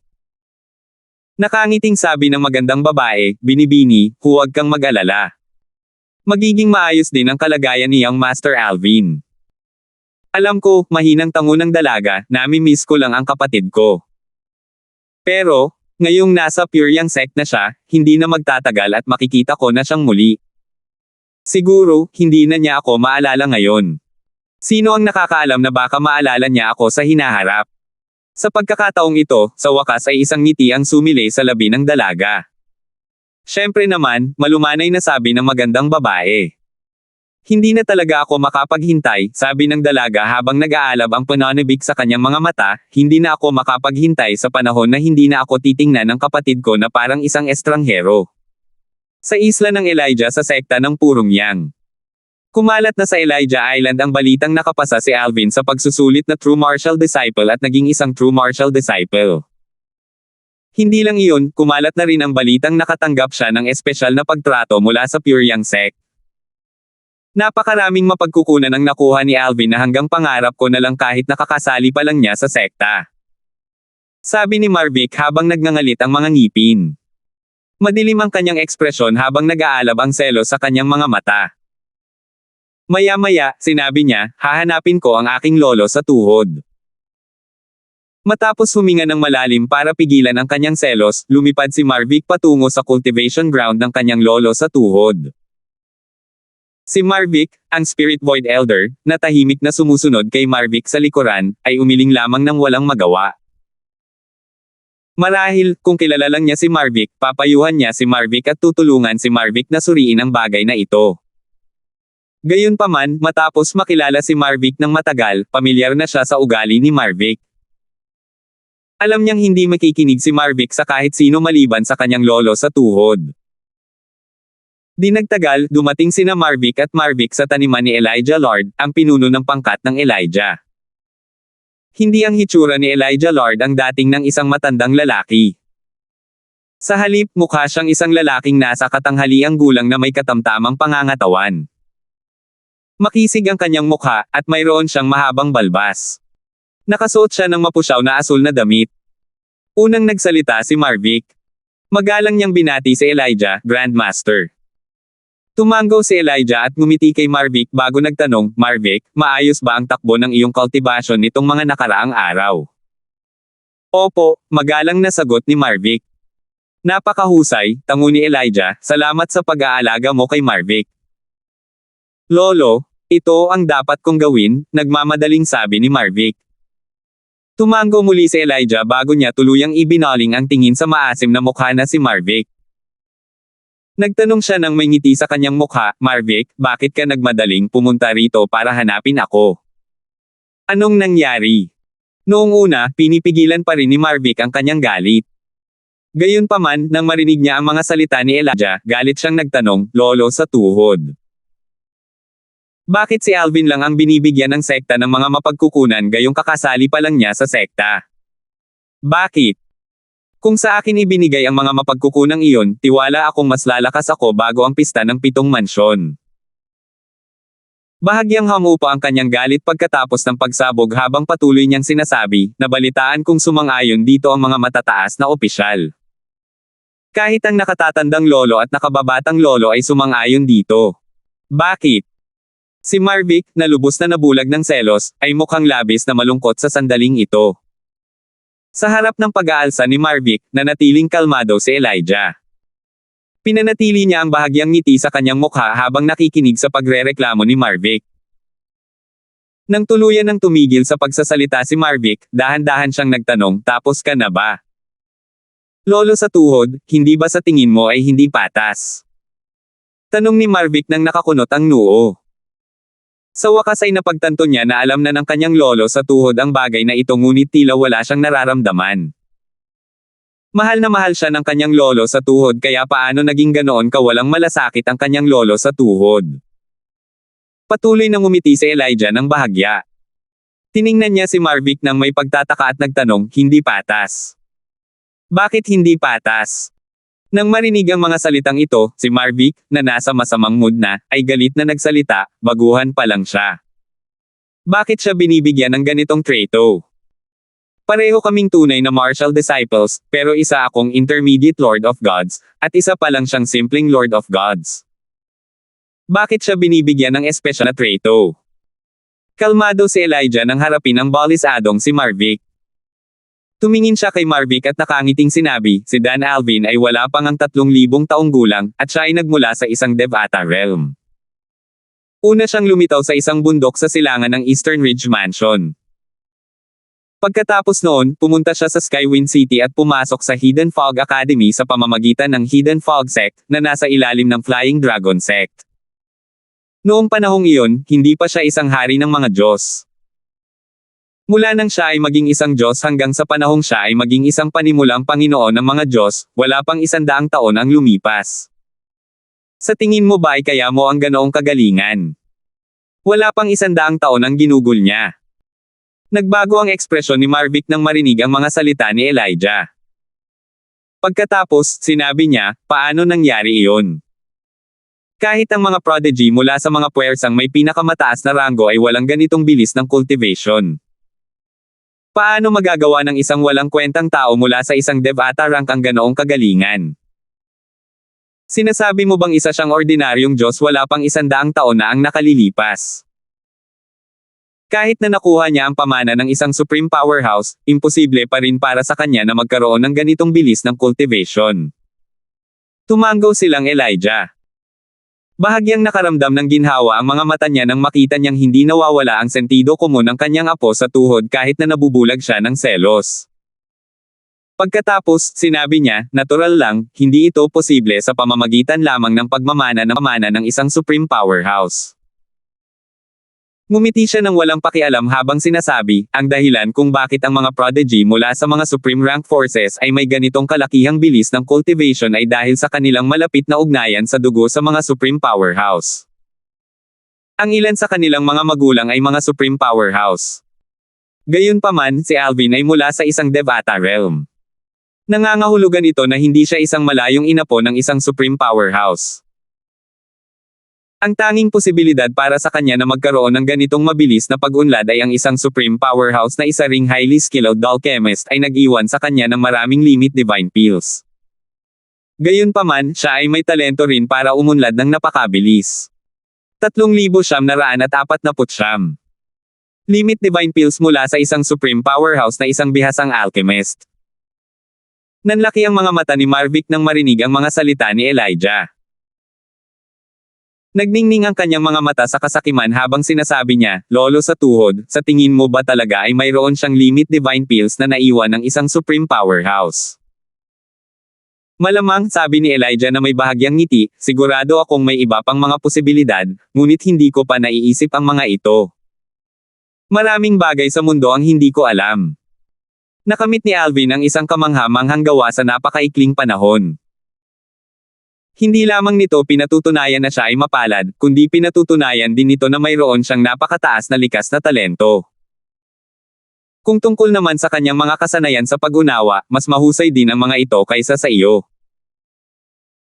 Tiningnan niya ng mabuti si Marvick bago nagpatuloy sa pagsasalita, dahil dyan, kahit na isa kang intermediate Lord of Gods, maaaring hindi ka manalo kung lalabanan mo siya. Hindi natuwa si Marvick sa mga sinabi ni Elijah. Buong kumpiyansa niyang sinabi, Lolo sa tuhod, masyado mo akong minamaliit. Kahit nakamakailan lang ako naging isang intermediate Lord of Gods, mas malakas na ako kaysa sa mga ordinaryong intermediate Lord of Gods. Napanood ko ang recording niya habang pinapatay ang dalawang intermediate Lord of Gods sa Flying Dragon Sect. Kung ako ang nasa sitwasyon niya, magagawa ko rin iyon. Tumango si Elijah. Naniniwala ako sa iyo. Gayunpaman, magagawa mo ba ito ng kasing linas ng ginawa niya? Bata pa si Alvin, ngunit ang kanyang mga pamamaraan ay parang sa isang taong nabuhay ng 10,000 taon. Tiyak na dumaan siya sa hindi mabilang na mga labanan noong siya ay nasa Devata realm. Lolo sa tuhod, lumalabas ka na sa usapan, nakasimangot na sabi ni Marvick. Natural niyang alam na sinusubukan ni Elijah na sabihin sa kanya na wala siyang laban kay Alvin, na wala pang ang 3,000 taong gulang. Matagal na sana siyang nabubuhay ng walang kabuluhan kung hindi niya naiintindihan ang ibig sabihin ni Elijah. Hindi ako lalayo sa usapan, nakangiting sabi ni Elijah, pumunta ka para magreklamo tungkol sa hindi patas na pagtanggap ni Alvin ng mga mapagkukunan mula sa sekta. Sinasabi ko ang mga salitang ito para malinaw mong makita ang pagkakaiba sa pagitan ninyo. Gayunpaman, tila hindi ito gumagana. Marahil, ayaw mong kita ang katotohanan. Marvick, kailangan mong magkaroon ng kamalayan sa sarili. Hindi mo dapat hayaang hadlangan ng isang hindi mahalagang bagay tulad ng ego ang iyong paglago. Lalong tumalim ang mga titig ni Elijah, at mas naging seryoso ang kanyang boses habang nagsasalita. Napansin ito ni Marvick, kaya naman masunurin siya at sinabing, Opo, Lolo sa tuhod. Bumantong hininga si Elijah, na pag-usapan na sa akin ng iyong mga nakababatang tiyuhin at nakatatandang tiyuhin na matataas na opisyal ang bagay na ito. Pumayag ako na ibigay din ng sekta ang mga mapagkukunan kay Alvin. Bakit? Tanong ni Marvick nang marinig ito. Sinubukan niyang pigilan ang kanyang galit. Napilitan akong sumang-ayon sa nakararami, sabi ni Elijah habang kumikislap ang kanyang mga mata, lahat ng 7 pangunahing paksayon na may Ascension Elders, kabilang ang paksayon ng Cloud Peak, ay sumusuporta dito. Sa ilalim ng ganitong mga pangyayari, ang iba pang mga paksayon ay maaari lamang sumang-ayon. Ang mga tumututol ay papunahin lamang dahil sa hindi pag-iisip tungkol sa kinabukasan ng sekta at maaari pang ang parusuhan. Bago pa man makapagsalita si Marvick, nagpatuloy si Elijah sa pagsasabing, ang likas na talento at kakayahan sa pag-unawa ni Alvin ay kahanga-hanga. Kaya naman, umaasa ang lahat sa kanya para sa pista ng 7 mansyon na gaganapin sa loob ng humigit kumulang 50 taon. Dapat mong malaman na ikaw at ang iba pang mga tunay na Marshall disciples na mas malakas kaysa sa iyo ay halos hindi makapasok sa top 10. Gayunpaman, napakataas ng tsansa ni Alvin kung magagawa niyang maging isang intermediate Lord of Gods bago magsimula ang pista ng 7 mansyon. Batay sa kanyang lakas ngayon bilang isang rudimentary Lord of Gods, kung siya ay magiging isang intermediate Lord of Gods sa loob ng 50 taon, sigurado akong mapapasailalim siya sa top 10 sa pista ng 7 mansyon. Maya-maya, marahan na tiningnan ni Elijah si Marvick at nagtanong, Marvick, sa tingin mo ba ay makakapantay mo na siya ngayon noong ikaw ay isang simpleng Panginoon ng mga Diyos? Natahimik sandali si Marvick. Maya-maya, sinabi niya ng may guilt sa mukha, naiintindihan ko, lolo sa tuhod. Nabulag ako ng selos at hindi ko ito naisip ng malinaw. Umiling si Elijah at bumantong hininga, kasalanan ko ang lahat ng ito sa pag-spoil sa iyo. Kung hindi ka sana magre-react ng ganito. Pagkatapos ng ilang sandali, sinabi niya, nabalitaan ko noong dumating si Alvin, binisita kanya at ni Junior Brother Zane. Sana ay hayaan mo na lang ang bagay na ito. Maging si Alvin man o ang dalawang iyon mula sa Glorious Heaven Sect, hindi ka dapat kumilos ng padalos-dalos. Pagkatapos, humarap si Elijah kay Marvick at sinabing, Marvick, kung gusto niyang kumilos ka laban kay Alvin o sa dalawang iyon mula sa Glorious Heaven Sect, magsumbong ka agad sa akin. Hindi ka pinapayagang tumulong sa kanya. Opo, Grandmaster, mabilis na sagot ni Marvick. Isang mapait na ngiti ang sumilay sa kanyang mukha. Alam niyang kailangan niya maging maingat sa pagsunod sa mga utos ni Marvick mula ngayon. Lolo sa tuhod, bakit ka takot na takot kay Alvin? Tanong ni Marvick nang may pang-ooyem. Tila nakalimutan niyang pigilan ang sarili sa sandaling ito. Hindi siya natuwa na pinagbawalan siya ni Elijah na maghayganti kay Alvin at sa dalawa mula sa Glorious Heaven Sect. Hindi ako natatakot sa kanya, sabi ni Elijah habang umiiling, gayunpaman, hindi sulit na magdulot ng gulo. Sa kanya na lang inilalagay ng sekta ang lahat ng pag-asa nito. Bago ang pista ng 7 mansyon, tiyak na hindi nila hahayaang may mangyari sa kanya. Kung gagawa ka ng hakbang laban sa kanya, magtagumpay ka man o hindi, tiyak na hindi ka pababayaan ng sekta. Maaari ka pang patayin ng mga Ascension Elder. Sa tingin mo ba, ako, isang Nirvanic Elder, ay may iligtas ka sa oras na iyon? Natahimik si Marvick nang marinig ang mga salita ni Elijah. Bukod pa rito, patuloy na sinabi ni Elijah, ang pagkakaroon ni Alvin ng ganitong mga hindi inaasahang engkwentro ay nangangahulugan lamang na siya ay napakaswerte. Kung gusto mong maalis ang taong iyon, ang iyong plano ay dapat na napakadetalyado at maingat. Kahit ang pinakamaliit na butas ay magbibigay daan sa kanya upang makatakas. Kung mangyari iyon, tapos na ang lahat para sa iyo. Marvick, makinig ka sa akin. Walang sama ng loob sa pagitan ninyo ni Alvin.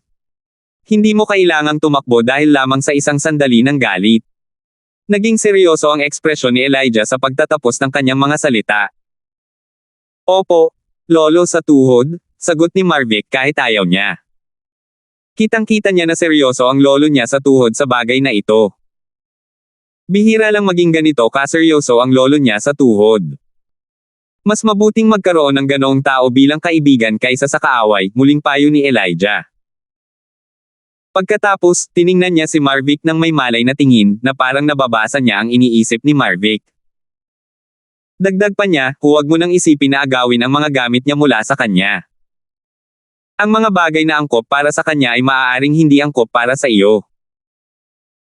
Kahit na mayroon siyang mahalagang kayamanan, wala kang makukuha dahil sigurado akong mayroon siyang singsing na kusang masisira. Bukod dito, maaaring hindi kanya kayang tapatan.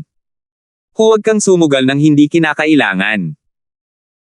Samantala, nadama ni Alvin na ang kanyang mga araw sa Pure Yang Sect ang pinakamadali at pinakakomportable simula nang makarating siya sa Profound Energy Land.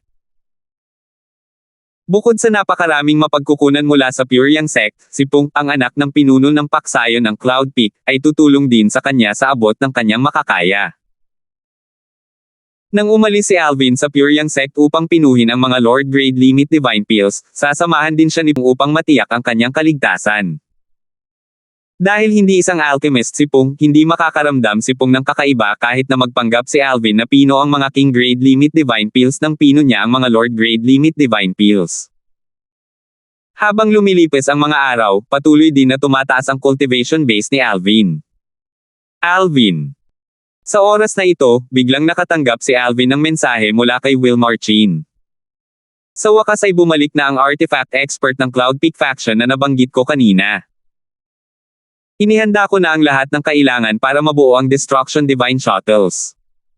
Gamit ang mga materyales na nakalap ko, makakabuo siya ng 3 Destruction Divine Shuttles para sa iyo sa loob ng 1 buwan. Lumiwanag ang mga mata ni Alvin nang marinig niya ang mensahe ni Will Marcin. Sa wakas ay maipapadala na niya muli ang kanyang doppelganger pabalik sa mas mababang kaharian. Dahil hindi tiyak ang destinasyon ng pagbabalik sa kaharian ng mga Diyos, ayaw ni Alvin na ipagsapalaran ito sa pamamagitan ng pagbabalik sa mas mababang kaharian dala ang kanyang tunay na katawan. Bukod dito, ang kanyang doppelganger ay sapat na malakas upang harapin ang anumang problema sa mas mababang kaharian. Salamat po at sinamahan ninyo ako, ingat lagi mga master.